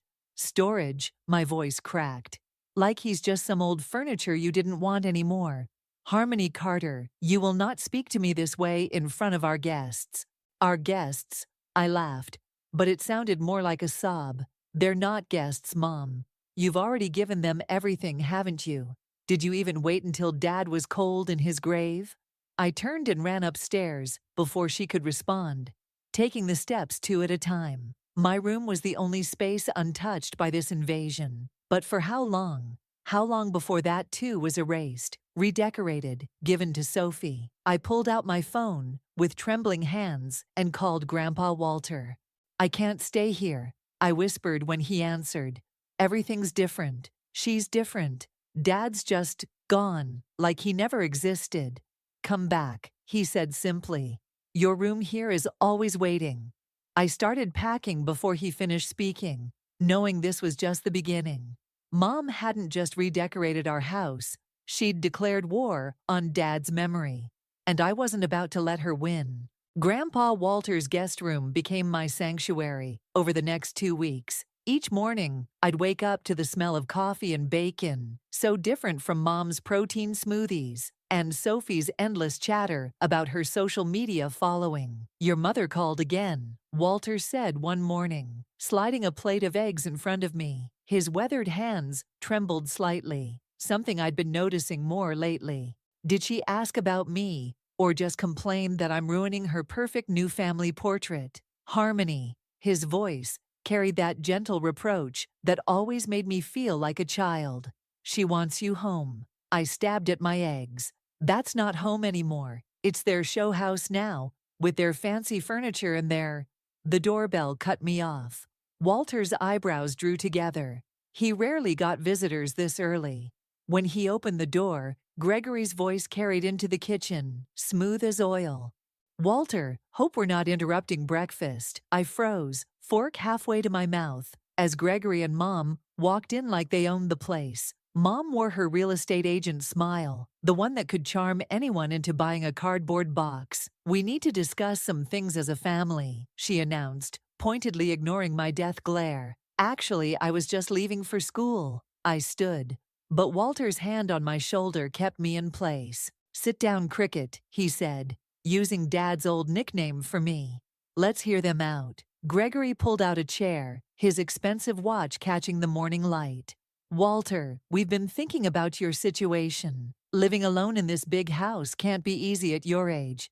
My stomach dropped. Walter's fingers tightened on my shoulder. I manage just fine, he said quietly.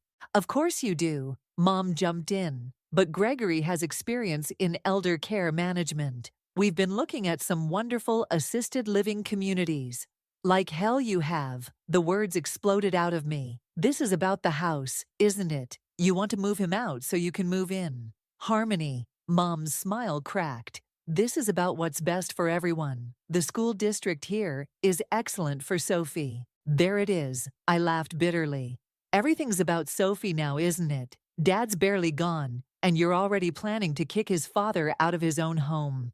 That's not fair, Gregory interjected. We're trying to help. Walter, the proceeds from selling this place could set you up comfortably. I'm not selling. Walter's voice was steel. Mason grew up in this house. Harmony practically lived here every summer. This isn't just property to be flipped. Be reasonable, Mom pressed. You can't manage alone forever. And with Harmony going to college soon. I caught the flash in Gregory's eyes at the mention of college. Something about it made my skin crawl. Actually, I said slowly, I've been thinking about taking a gap year. Stay here with Grandpa. Mom's face went white. Absolutely not. We've discussed this. You're going to community college while living at home. No, you discussed it, just like you discussed redecorating and getting engaged and erasing Dad from our lives. Your father would want us to move forward. Mom's composure finally cracked. He wouldn't want us living in the past. How would you know what he'd want? You were too busy planning your new life while he was dying. The silence that followed was deafening. Gregory cleared his throat, reaching for Mom's hand. Perhaps we should continue this discussion another time. Perhaps you shouldn't continue it at all. Walter stood, suddenly looking every bit his 72 years. This is my home, Lydia. It will remain my home. And Harmony is welcome here as long as she needs. They left shortly after, Mom's heels clicking angrily on the sidewalk. I watched through the window as Gregory helped her into his luxury car, his hand lingering possessively on her back. You okay, Cricket? Walter asked. No, I turned to face him. They're not going to stop, are they? Probably not. He smiled sadly. But neither are we. I hugged him tight, breathing in the familiar scent of his aftershave, wondering how much time we had before they tried again. Because they would try again. I could see it in Gregory's calculating eyes. This was just the opening move in a game I was only beginning to understand. The bank statement sat on my laptop screen like a bomb waiting to detonate. I'd only logged into Dad's old account out of habit. He'd always insisted I learn about managing money early, but the numbers didn't make sense. The college fund he'd set up for me, the one that had held over $50,000 when he died, now showed a balance of $1,200. My hands shook as I scrolled through the transaction history. A series of transfers had drained the account over the past 3 months, each one authorized by Mom as the surviving account holder. The front door slammed downstairs at Walter's house, followed by his muffled greeting. Mom's voice carried up the stairs. She'd been showing up unannounced lately, probably hoping to wear down his resistance about selling. I grabbed my phone and snapped photos of the transaction records before closing the laptop. By the time I reached the kitchen, Mom was arranging grocery bags on the counter while Walter watched with barely concealed annoyance. Sophie's private school application was accepted, Mom announced, not even looking at me. We're all so excited. The pieces clicked together with sickening clarity. Is that what you needed Dad's money for? She froze, just for a second, before continuing to unpack organic vegetables. I don't know what you're talking about. The college fund. My college fund. The one Dad saved for 10 years to build. I held up my phone, showing the transaction history. $50,000, Mom, gone in 3 months. Walter straightened in his chair. Lydia, tell me you didn't. It's more complicated than that. She finally turned to face us, her expression hardening. Gregory and I agreed that Sophie's education. Gregory? I laughed, the sound raw in my throat. Dad worked overtime for years to save that money. He skipped vacations, drove that old car, all so I could go to college. And you gave it to Gregory's daughter. Sophie deserves the same opportunities. Then let Gregory pay for them. The words exploded out of me. That money was Dad's last gift to me, and you stole it. I did not steal anything. Mom's voice turned sharp. I am still your mother, and I made a decision that benefits this entire family. We're not a family anymore, my voice cracked. We're just extras in the Gregory and Sophie show. That's enough. She slammed a hand on the counter. I've tried to be patient, but this attitude has to stop. You're coming home today. No more hiding at Walter's. Like hell she is. Walter stood, his voice quiet but firm. You've gone too far, Lydia. Stay out of this, Dad. Mom's eyes flashed. This is between me and my daughter. Your daughter. I stepped closer, trembling with rage. The one you betrayed, or the one you bought with my future. I did what I had to do to secure our future, all of our futures. She grabbed her purse. Gregory has connections. Sophie's education will benefit everyone in this family. Gregory isn't family, I shouted. And that money wasn't yours to give away. Well, it's done now. She headed for the door, then paused. When you're ready to be reasonable, we can discuss community college options. Gregory knows some excellent programs. Get out. The words came out, barely above a whisper. She blinked. Excuse me. Get out. I grabbed one of the grocery bags and hurled it at the door. Apples scattered across the floor like dropped grenades. Get out of this house. Get out of my life. Go play perfect family with Gregory and Sophie and leave me alone. Mom stared at me for a long moment, her face unreadable. Then she straightened her shoulders and walked out, stepping over the scattered produce without another word. The silence that followed felt like glass about to shatter. Walter's hand found my shoulder, steady despite his tremors. We'll figure something out, Cricket, he said softly. I nodded, but my mind was already racing ahead. Dad had taught me about more than just bank accounts. He'd taught me about justice, about standing up for what's right. And somewhere in the mess Mom and Gregory had made of our lives, there had to be a way to make things right. I just had to find it. The first sign something was wrong came when Walter couldn't remember where he'd put his coffee cup. 3 times in one morning, he'd make a fresh cup, set it down somewhere, then start the process all over again. I found them later, one in the bathroom, one on the bookshelf, one growing cold by the washing machine. Just a foggy morning, he insisted. But his hands shook more than usual as he tried to sign some paperwork I'd brought home from school. I was researching local colleges on my laptop when his phone rang. The caller ID showed Gregory's number. Walter declined the call, but his expression darkened. They've been persistent, he said, rubbing his temples. Calling about the house almost daily now. Why didn't you tell me? You've got enough to worry about. He attempted a smile that didn't reach his eyes. Besides, I can handle Gregory Benson. His phone buzzed again. A text this time. Walter squinted at the screen, then handed it to me. Must have hit something wrong. The letters are all jumbled. My stomach clenched as I looked at the perfectly clear message. Final offer stands until Friday. Don't make this harder than it needs to be. The letters look fine, Grandpa. He stared at me for a long moment, then slowly sat down.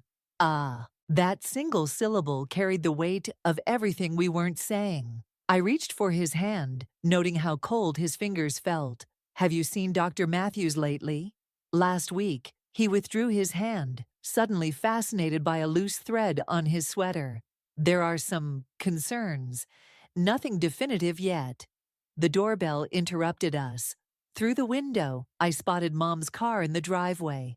Perfect timing, Walter muttered, heading for the door. Mom burst in before he could reach it, waving a stack of papers. Dad, you need to look at these projections. The market won't stay this high forever, and the offer Gregory's group is making is not up for discussion. Walter's voice had an edge I'd never heard before. You're being unreasonable. She spread the papers across the coffee table. These retirement communities have everything you need: medical care, social activities. What he needs is for you to back off, I snapped. Mom's eyes narrowed. Stay out of this, Harmony. This is about your grandfather's future. No, it's about Gregory wanting this house. Don't pretend it's anything else.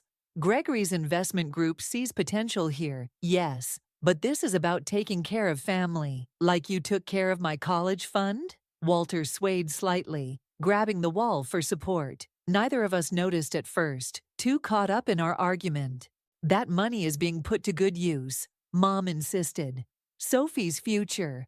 A loud thud cut her off. Walter had slumped against the wall, his face ashen. Grandpa, I reached him first, helping him to the couch. Mom, get some water. She hesitated, then hurried to the kitchen. Walter squeezed my hand, his grip weaker than this morning.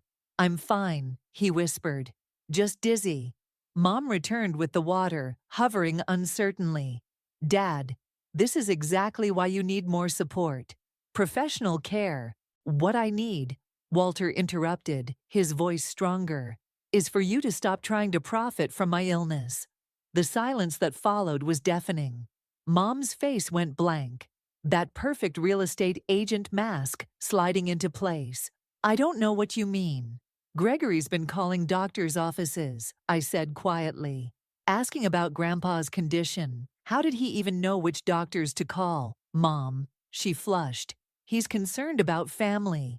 He's concerned about getting this house before the market drops." Walter struggled to sit up straighter. "I may be sick, Lydia, but I'm not stupid." Mom gathered her papers with shaking hands. "We'll discuss this when you're feeling more reasonable." After she left, I helped Walter upstairs to rest. Standing in his doorway, watching him settle into bed, I felt something inside me harden into resolve. "We need to talk to a lawyer," I said. "Tomorrow." He nodded, already drifting off. "Your father would be proud of you, Cricket." I closed his door quietly, then went downstairs to start making calls. Mom and Gregory wanted a war over legacies. Fine, they'd get one. The lawyer's office felt too warm, despite the spring chill outside. I watched Walter's hands shake as he signed another document, each tremor a reminder of how much worse he'd gotten in just 2 weeks.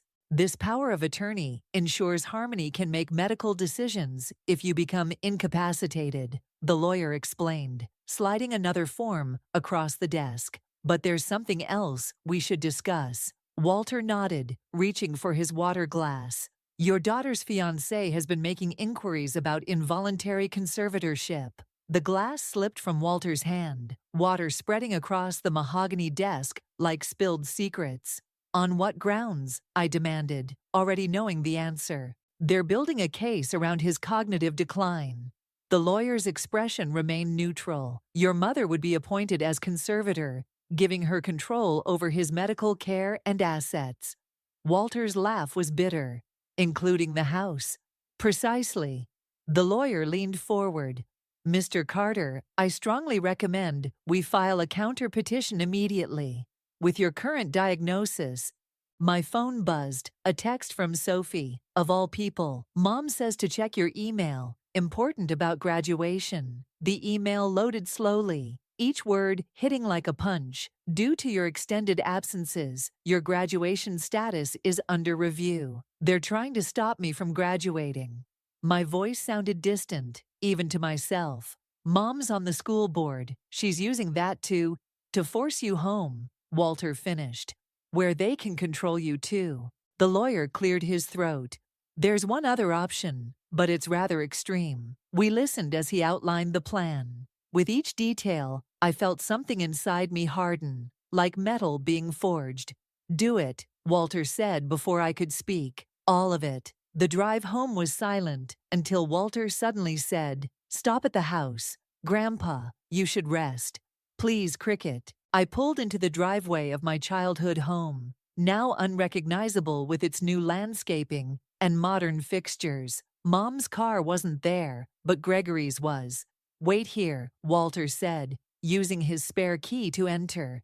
Through the window, I watched him move slowly through the living room, touching things. The wall where Dad's photos used to hang. The spot where our old couch had been.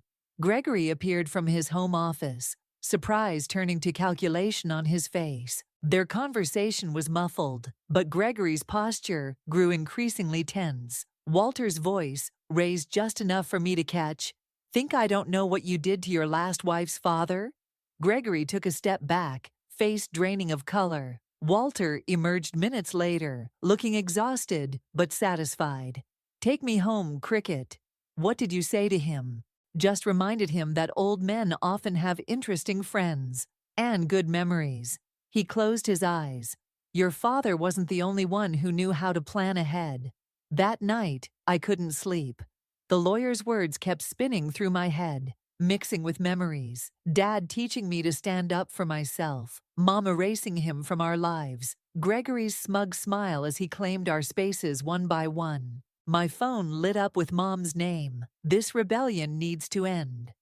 Come home tomorrow, or there will be consequences. I typed back, you're right, there will be. The next morning, Walter had another episode. Worse than before. As the paramedics loaded him into the ambulance, he gripped my hand. Whatever happens, he whispered, remember what your father always said about chess. I squeezed his hand, remembering Dad's lessons at the kitchen table. Sometimes you have to sacrifice a piece to win the game. Mom and Gregory arrived at the hospital minutes after us, all concerned faces and calculated sympathy. They didn't notice me slipping away to meet the lawyer in the parking lot, or see me signing the papers that would change everything. They wanted to play games with people's lives, fine. But they'd forgotten something crucial. I'd learned strategy from the best, and unlike them, I had nothing left to lose. Let the real game begin. The hospital chapel smelled like artificial flowers and broken promises. I sat in the back row, staring at the notification on my phone. Time of death, 3:47 a.m. 3 hours ago. Walter had slipped away while I was getting coffee, while Mom was handling paperwork, while Gregory was probably already calling his real estate contacts. The door creaked open. There you are, Mom's voice, trying for sympathy, but landing somewhere near impatience. We need to discuss arrangements. Already? My voice cracked. He's barely cold. Harmony. She sat beside me, smoothing her skirt. There are practical matters, like selling his house, moving his things, erasing him like you erased Dad. That's not fair. She reached for my hand. I pulled away. The house needs to be handled before what? I stood, fury rising like bile. Before I can stop you from stealing that too? Her expression hardened. The will reading is tomorrow. Gregory's lawyer thinks. I laughed, the sound echoing off chapel walls. Of course he does. Did you know Walter visited Gregory last week? Had quite an interesting conversation about Gregory's past. Mom's face went still. What are you talking about? Ask your fiancé about his previous marriage, about what happened to his father-in-law's estate. She left without another word. I waited until her footsteps faded before pulling out the envelope Walter had given me last week. Inside was a key and an address for a safety deposit box. The bank opened at 9. I sat in the parking lot, watching the sun rise over buildings that felt too permanent, too unchanged by Walter's absence. The safety deposit box contained another envelope, this one in Dad's handwriting. For Cricket, when the storm hits. My hands shook as I read his letter. With each word, the pieces clicked together. Dad's suspicious questions about Gregory years ago, Walter's careful planning, the trail of financial records that would destroy Gregory's reputation and business. But the final paragraph stopped my breath. Remember, sweetheart, revenge is like poison. It might hurt your enemy, but it burns you first. Whatever you choose, choose it for yourself, not against them. My phone buzzed, a text from Sophie. Mom's crying, Greg's yelling. What did you do? Before I could respond, another message came through, from Gregory. Meeting, now, your grandfather's house. Come alone, or the evidence about his cognitive state goes public. I drove to Walter's house in a daze, Dad's letter burning a hole in my pocket. Gregory's car was already there, parked crooked in his haste. He stood in the living room, holding a manila envelope. Your grandfather was quite the detective. Runs in the family. This ends now. He waved the envelope. You back off, let the house sale proceed normally, and these records stay buried. Otherwise what? I pulled out my own envelope. You'll destroy Walter's reputation. Funny thing about dead men, they're beyond caring. But your investors might care about these. His face twisted. You're just like your father, too righteous to see reality. Your mother needs this sale. Sophie's school, our future. Don't. The word came out like a whip crack. Don't pretend this is about them. Walter told me everything about your last wife's father. how you manipulated the conservatorship, sold his property, left him in a state facility to die. Gregory moved faster than I expected. The envelope tore from my grasp, papers scattering like dead leaves. His fingers dug into my arm. You have no idea what you're dealing with, little girl. Actually, a new voice said, I think she does. We both turned. Mom stood in the doorway, phone recording everything. Behind her, a man in a suit watched with professional interest. Detective, Mom said quietly, I believe this is what you needed to see. Gregory's grip went slack. As the detective read him his rights, Mom wouldn't meet my eyes. She didn't need to. We both knew this victory tasted like ashes. I picked up Dad's scattered letter, his words blurring through my tears. Remember, revenge burns you first. He was right. I'd won. But at what cost? In destroying Gregory, I'd also destroyed whatever was left of my family. The question was, where do you go when winning feels exactly like losing? The reading of Walter's will felt like a funeral all over again, but with sharks circling instead of mourners. Mom sat rigid beside her lawyer, while Sophie huddled in the corner, phone forgotten for once. Gregory's absence hung in the air like smoke. Before we proceed, Walter's lawyer began. There's a video Mr. Carter requested we watch. The screen flickered to life, showing Walter in his study, looking stronger than his final days. If you're watching this, he said, I'm gone. And knowing my daughter and her fiancé, they're ready to pounce. Mom flinched, but Mason and I learned something watching Gregory destroy his last family. Patience is everything. Walter's eyes seemed to meet mine through the screen. So we waited, we watched, and we planned. The lawyer paused the video, distributing thick folders, financial records, property deeds, and evidence of Mr. Benson's previous activities. Mom's hand shook as she opened her folder. This can't be real. Oh, it's real. I pulled out Dad's letter. Dad started investigating Gregory years ago. When he first tried to buy into Dad's business, he found everything: the fraud, the elder abuse, the hidden accounts. Why didn't he say anything? Mom's voice cracked. Because you wouldn't have believed him. Just like you didn't believe me about the college fund, or about Gregory using you to get to Walter's property. The video resumed. Walter's voice filled the room. So here's what's going to happen. The house goes to Harmony, along with my estate, but there's a condition. I straightened, hearing this for the first time. She has to offer her mother a choice. Walter's eyes twinkled. Lydia, you can keep everything Gregory promised you. The lifestyle, the status, his empty words. Or you can have your daughter back. But you can't have both. Mom's lawyer leaned forward. This stipulation isn't legally binding. No, Mom cut him off. It's not about legality. Sophie stood suddenly. I should go. This is family stuff. Sophie, wait. I caught her arm. You're as much a victim here as anyone. Stay. The lawyer cleared his throat. There's more.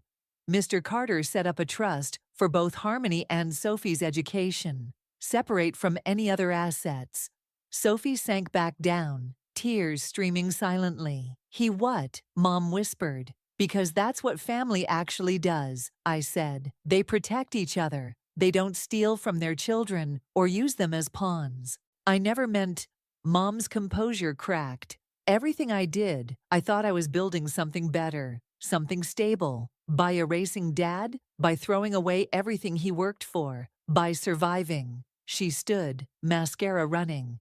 Do you know how terrified I was? Alone with a teenager, no career of my own. Gregory offered security, a future. I wanted to feel safe.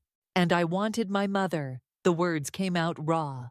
I wanted the mom who used to make Sunday pancakes and laugh at Dad's terrible jokes. The one who taught me to be strong, not the one who threw away her daughter for a con man's promises. Mom moved toward me, then stopped, uncertain. Is it too late? I thought about Dad's letter, about Walter's final lessons in strategy and sacrifice, about the difference between winning and healing. That depends, I said quietly.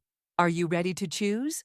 She looked around the room, at the evidence of Gregory's deception, at Sophie's tears, at the paused image of Walter on the screen. Then she reached for her engagement ring. I should have chosen you from the beginning. The ring clattered on the table. I'm so sorry, Harmony. It wasn't enough. Not yet. But as Sophie came to hug her mother, as the lawyer continued reading Walter's carefully crafted provisions, I felt something shift. Not forgiveness, exactly, but possibility. Dad's letter had warned me about the cost of revenge. But maybe Walter's final move wasn't about revenge at all. Maybe it was about giving us all a chance to choose differently. I touched the ring on the table, this symbol of everything that had gone wrong. We've got a lot to figure out. Mom nodded, tears falling freely now. We do, but this time, I choose my daughter. The last box from Walter's study sat unopened on my new dorm room desk. Mom hovered in the doorway, uncertain whether to step in or stay back. We'd been doing this dance for weeks now, testing boundaries, rebuilding trust, one careful moment at a time. Sophie's settling into her new school, she said. The trust fund, it means everything to her. I nodded, running my fingers over the box's worn edges. Walter knew what he was doing, for all of us. He did. She stepped inside, touching a framed photo of Dad and Walter I'd hung on the wall. I found something at the house yesterday, in the attic. She pulled out an envelope, Dad's handwriting visible through the worn paper. It's addressed to both of us. I haven't opened it. My hands shook as I broke the seal. Inside was a single chess piece, a queen, and a note. Remember, the queen protects her family, but she's strongest when she knows which battles matter. Love, Mason. Mom's breath caught. He knew. About Gregory. About everything. He was trying to warn me. No, I said, studying the chess piece. He was teaching us both, like that last game we played, when he let me win by sacrificing his queen to save his king. I don't understand. Sometimes winning isn't about destroying your opponent. It's about protecting what matters, even if it cost you something. I opened Walter's box, revealing stacks of photos, Mom and Dad's wedding, my childhood birthdays, family vacations, moments Gregory had tried to erase, preserved by two men who'd understood the long game better than I had. I've been thinking about Walter's house, I said quietly. It's too big for just visits during breaks. Mom stiffened. You're not dropping out. No, but maybe you and Sophie could live there. Keep it in the family. Harmony. She touched the chess piece. That house is your inheritance, and family is my legacy. That's what Dad and Walter were trying to tell us. I pulled out a photo. Mom teaching me to ride a bike. Dad catching me as I fell. Gregory almost won by making us forget that. She sat on my bed, tears falling. I don't deserve this chance. Maybe not. But Dad thought we both deserved to learn from his last lesson. I held out the queen. Besides, someone needs to help Sophie navigate senior year. And I hear her new guardian knows something about fresh starts. Mom laughed through her tears. When did you get so wise? I had good teachers. I placed the chess piece on my desk, next to the photo of Dad and Walter, even if it took me a while to understand their lessons. A knock at the door made us turn. Sophie stood there, holding a familiar French press coffee maker. Found this in storage, she said hesitantly. Thought maybe your dad would want it to have a home here. I felt something shift, like the final piece of a puzzle, clicking into place. Not perfect, not completely healed, but possible, real. Come in, I said. I'll teach you how to use it. Dad had a whole ritual. Said coffee was just an excuse for family to slow down and talk. As Sophie set up the coffee maker, as Mom shared stories about Dad's terrible coffee puns, I thought about Walter's final gift, not the money or the house, but this moment. 3 broken people learning to be family again, differently, but maybe better. The Queen stood guard on my desk, a reminder that sometimes the greatest victory isn't in winning the game, but in changing how you play it. Dad and Walter had known that all along. They'd given us the pieces. We just had to figure out how to use them. I opened my window, letting in the autumn air, somewhere between revenge and forgiveness, between holding on and letting go. We'd found our way home. Different home, different family, but ours all the same. The coffee maker gurgled, filling the room with the scent of memories and possibilities. We had a lot to learn, a lot to rebuild, but for now this was enough. 3 cups of coffee, 2 generations of lessons, and one family finding its way back together. What are you even doing in this house? You're practically a parasite. Hey, what are you doing with that? My mother-in-law Scarlett threw my belongings out of the window. I retorted to her seemingly insane action. "Ha, don't you talk back to me like that." "Please pick them up." Then she held a knife to my throat. Realizing the danger, I couldn't move a step. "Get out quickly, or it won't be a joke next time." "Understood. If you insist that much, I'll leave." Scarlett, who has been harassing me since we started living together, doesn't know. She doesn't know that I'm the one supporting this house. The fear I had earlier is gone. I even feel like daring her to do her worst. "I'll give you a week. Leave within that time." "Thank you," I said to her, but I couldn't stop laughing. Realizing I shouldn't be noticed, I quickly returned to a serious face. This will bring peace to the house. Very good. Yes, indeed. How foolish can she be? Without me, this house will be far from peaceful. A hell awaits. Thus, I left Scarlett behind in the in-laws' house and moved to a condominium. She would later come to know the truth, but by then, it was too late. My name is Alexis now. I'm working from home, utilizing my previous job experience. It's been over 5 years since I married Ethan. But are you okay? I'm sorry, I never thought this would happen. I'm just glad you're safe. Alexis, don't think like that. I was in the hospital room, relieved that he was safe, crying without caring about anyone else. The thing is, working in construction, he had an accident and lost almost all grip strength in his dominant hand. When I heard that, I couldn't think of anything. "Ah, Scarlett dear. Ethan, are you okay?" Scarlett had arrived, but she pushed me aside and rushed to Ethan. It seems she didn't even see me. We weren't necessarily on bad terms, but sometimes she prioritized Ethan over everything. It was one of those times. "Oh, Alexis, you're here." "I just got here too." "Well, whatever. Ethan, let's live together at my place from now." "Huh?" I let out a strange noise at her abrupt suggestion. Then she glared at me. "What? Do you have a problem?" "No, it's just all of a sudden. Ethan is in this state. I can't leave him to you alone." I was irked by her comment. There was no need for her to go that far. Then Ethan said, "Alexis has been doing enough until now, so I'm relying on her from now on, too." Thank you. Hearing his words, I thought I saw Scarlett make a face. I couldn't see it clearly, but she obviously didn't like it. But I couldn't let her win. "So, come to the house as soon as you're discharged." "You too, of course." It's not like she needed to say that. Leaving everything to her, who knows what would happen? "And you'll do all the moving preparations, Alexis." "All of it. That's a bit much." "That's right. Mom, you should help out too." I wished he had said more. However, Scarlett, probably not wanting to help, ignored his words. "I have my own things to do," she grinned wickedly, making sure he couldn't see. "It's probably not for anything good." So living with Scarlett was decided. A month later, Ethan was discharged. I was busy with the move, so I asked Scarlett to pick him up. But it was her who told me just to get things ready. Irritated but still tittying up. "It's not done yet." "Ha, I told you today's the day Ethan gets discharged. Not even here to welcome him."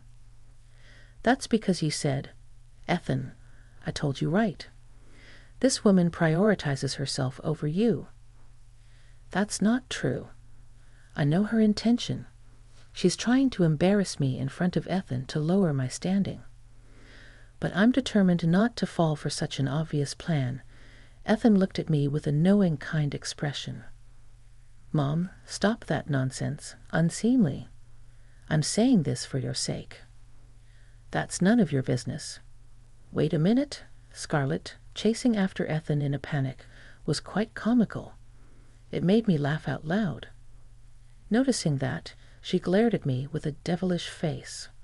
Her glare meant nothing to me. You can just relax at home from now on. I can't do that. I can't use my right hand, but I can't just put all the burden on you. Even so, you just got discharged. I won't feel at ease if I don't do something. Ethan was determined. I had planned to let him relax for a while, but seeing his insistence, I decided to respect his wishes. Maybe start with simple cleaning. It might even be good for rehabilitation. That makes sense. I don't know if this hand will ever be the same, but it's better than doing nothing. But there's one condition. Absolutely no overdoing it. Of course, if I did, you would get mad, right? You're scary when angry. No kidding. He looked normal, just as I had imagined. Well, he might just be acting brave, not wanting to worry me. That's why I decided to work even harder, doing his share too. But I had forgotten about one person who would interfere. Hey, Alexis. Yes. Why is Ethan cleaning? Did you force him to do it?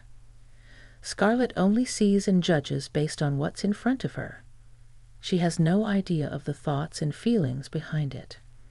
She should try being in our shoes for once. Anyway, you just locked yourself in a room and played all day. It must be nice to only have fun, especially when your husband is— Wait, what do you mean? Looking around, I saw expressions that seemed to indicate I didn't really understand. I couldn't understand the meaning surrounded by strangers. I was being condemned. I wanted to escape immediately. Don't you get it? We don't need you. Less people in this house. I don't understand what you mean. Everyone says. The baffling interrogation continued. They kept insisting on how worthless I was. Continuously hearing this could drive anyone insane. Isn't it time you understood your place? Shouldn't that be your line? You're going to rebel against your mother-in-law. Isn't this a waste of time? How dare you? I was reaching my limit. I didn't want to anger Scarlett further, fearing what she might do next. So I decided to take action. Oh, isn't it about time Ethan comes back from rehab? What is it, that time already? Then the mysterious woman left. I'll come again. Sure, I'll be waiting. Let's talk more. Scarlett and her friend fell for my lie. In reality, he wouldn't be back for another hour. We were just getting into a good part. By the way, who was that person earlier? I finally asked the question I'd been curious about. Oh, that was Johanna, my best friend. I told her about you and she wanted to meet you. I could easily imagine how she had described me, probably as a useless wife who does nothing but play. I thought how pitiable Scarlett was, only able to do such things. That's how it was. By the way, Ethan isn't coming back yet. As I was returning to my room— Wait, what do you mean? Just as I said, he's not coming back yet. You lied. You should have realized. What's with that attitude? I decided to say what I wanted. Any further interference from her would be just a nuisance. Weren't you the one who started this conflict? You brought your friend because you couldn't handle it alone. That's it. It's not true. I can handle someone like you on my own. Then please do, if you really can. I boldly taunted her. I thought she would do something by that, and she reacted.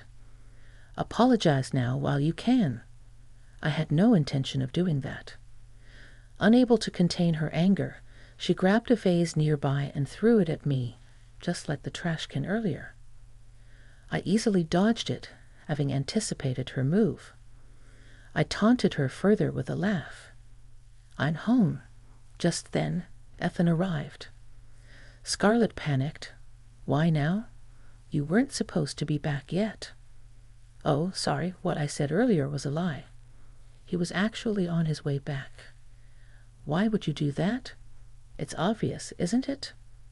Pointing at the shattered vase, I imagined the upcoming scene would be quite amusing. "Wow, what happened here?"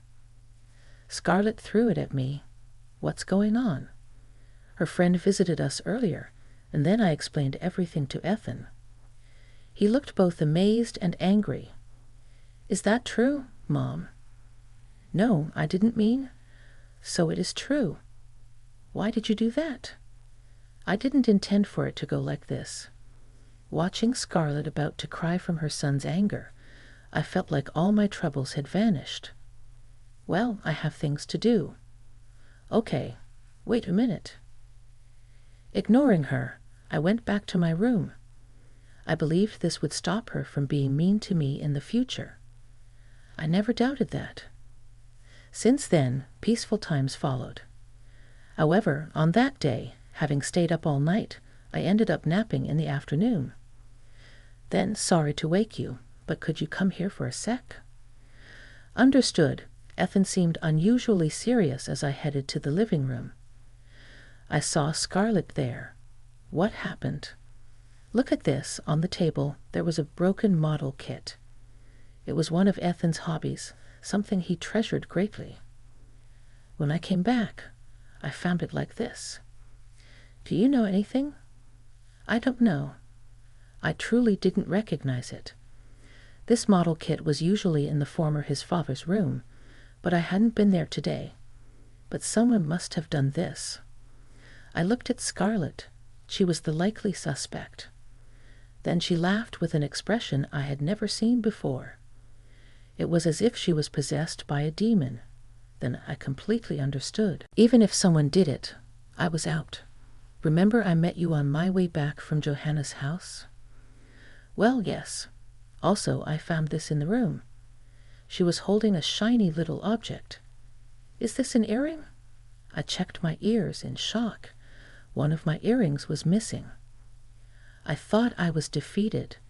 He was completely getting revenge for what happened the other day. "This looks like yours, Alexis, and you're missing the left one." I took a deep breath, betting emotional would play right into her hands. "Indeed, it's mine, but that doesn't mean I did it." "Right, making excuses now. It's unseemly when there's evidence. But still, the fact remains it was broken." "Wait a minute." Then he went back to his room. He glanced at me as he left. I felt accused by him and just stood there frozen. "Too bad. This is the end for you, doing such things. You set me up. There's no proof. If you had listened to me, this wouldn't have happened. I can explain. We'll see about that." And Scarlett's words became reality. No matter how much I explained to Ethan, he wouldn't really listen. "Wait, I didn't do anything." "I know. I get it," he said and quickly looked away. I heard laughter from behind. "See, I told you so." "What? No need for sour grapes?" I threw myself into work after that. It was like trying to forget reality. 2 weeks passed with hardly any conversation between Ethan and me. During that time, Scarlett kept showing her triumphant face. "Feeling down lately. Something wrong. I know you don't mean it." It's too late for that attitude now. She was unusually cheerful today. I had a feeling something bad would happen, and it soon did. "While I was cleaning my room, what are you doing in this house?" "You're like a parasite." "What are you talking about?" "Such a noisy woman." With that, she threw my belongings out of the window. "What are you doing?" I protested her insane behavior. Don't talk back to me. Pick them up, please." Then she suddenly held a knife to my throat. Realizing the danger, I couldn't move. Don't move. It's better for you. No normal person would go this far, even if they disliked me. She had clearly lost her mind. Leave now, or next time it won't be a joke. Understood. If you insist, I'll leave. I realized any further involvement with her could lead to something irreparable. Fine, you have a week. Leave within that time. Thank you. That was an opportunity. With a week's time, I could prepare various things, and she didn't understand. She didn't know who was really supporting this house. The reason she could live freely and comfortably was because of me. Get your preparations done quickly. I'll start right away, I told her, but I couldn't help laughing. I immediately switched back to a serious expression, not wanting her to notice. It will bring peace to the house. Very good. Yes, indeed. How foolish can she be? Without me, she'll face a hell far from peace. I began preparing for the move right away. The belongings were manageable, but finding a place to live was the first step. And when Scarlett was asleep, I decided to inform Ethan. So, you were told that. Actually, I have something to say too. I shouted in response to the serious topic he brought up. What do you mean? There's a lot to talk about. I'll tell you later. Make sure you do. 3 days after Scarlett's eviction order, I successfully found a new house, and soon the promised week arrived. Today is the day of the promise. You understand, right? Of course. The movers will be here soon. Finally. Oh, where's Ethan? I don't know. He's been out since the morning. Oh well, anyway, the thought of not having to see your face anymore is so refreshing. I'm going out too, so make sure everything's clean. Of course. I saw her off with a smile. Of course, it wasn't a smile from the heart. An hour later, the movers arrived and loaded all the belongings. I then contacted Ethan. Everything's loaded all right. Take care. See you later. I hung up the phone. I wondered what kind of face Scarlett would make when she returned. I couldn't wait to get to the new place when the move was finally completed. What did you do? Scarlett asked. I just moved as I was told. That can't be. Ethan's things are gone too, aren't they? She insisted. That's obvious because we moved together. You're lying, I countered. You want to talk with him. I put Ethan on speakerphone. She clearly hadn't fully grasped what was happening, just as I had planned. Mom, explain this to me, Ethan demanded. I found out that you were behind the model kit incident. Alexis would never do such a thing. How could you know that? Because she gave it to me as a gift, and she wouldn't do something like that, Ethan explained. He was right. I had gifted him that model kit. It was a limited edition, and I had lined up early in the morning to get it. So she was probing you, knowing everything, exactly to see how cruel you were to her. Ethan concluded. Oh my. By the way, from now on, you can manage on your own, right? We'll enjoy our time in a condominium, Ethan announced. What condominium? Weren't you just playing around? Scarlett clearly didn't understand anything. I thought she knew more, but not to this extent. Actually, I've been paying for our living expenses, Ethan revealed. How could that be? When I was at home, a little thought would make it clear, I said. Scarlett was speechless. No wonder, considering she was being supported by the person she harassed. The one who misunderstood everything was Scarlett herself. So, Scarlett, please manage on your own.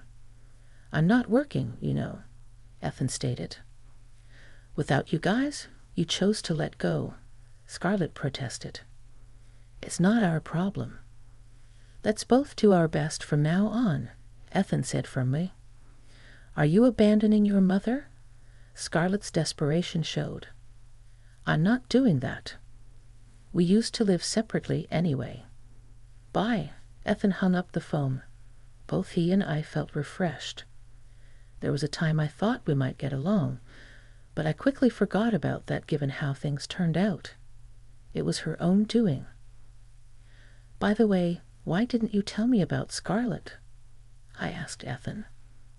What about Scarlett? Oh, to deceive the enemy, first deceive your ally, right? Ethan chuckled. We looked at each other and burst into laughter. This will surely bring peace. About a month later, Scarlett called me. Hey, Alexis, I can't do this alone, she admitted. It's only been a month. You've got a long way to go. Keep it up, I replied firmly. It's not that. Let's both do our best. Bye, Scarlett pleaded, seeking a glimmer of hope. But I wasn't going to easily reach out. Ethan had already blocked her calls, so she had no choice but to contact me. No matter how many times she called, I would keep pushing her away. Shall we move this luggage? I changed the topic. Thanks. Could you take it there? Ethan asked, and then he noticed. Wait, is your right hand okay? Oh, yeah. Recently, it started to get stronger, I replied. I was constantly surprised by his recent changes, but I quickly felt happy. Scarlett didn't matter anymore. We were going to focus on our own happiness.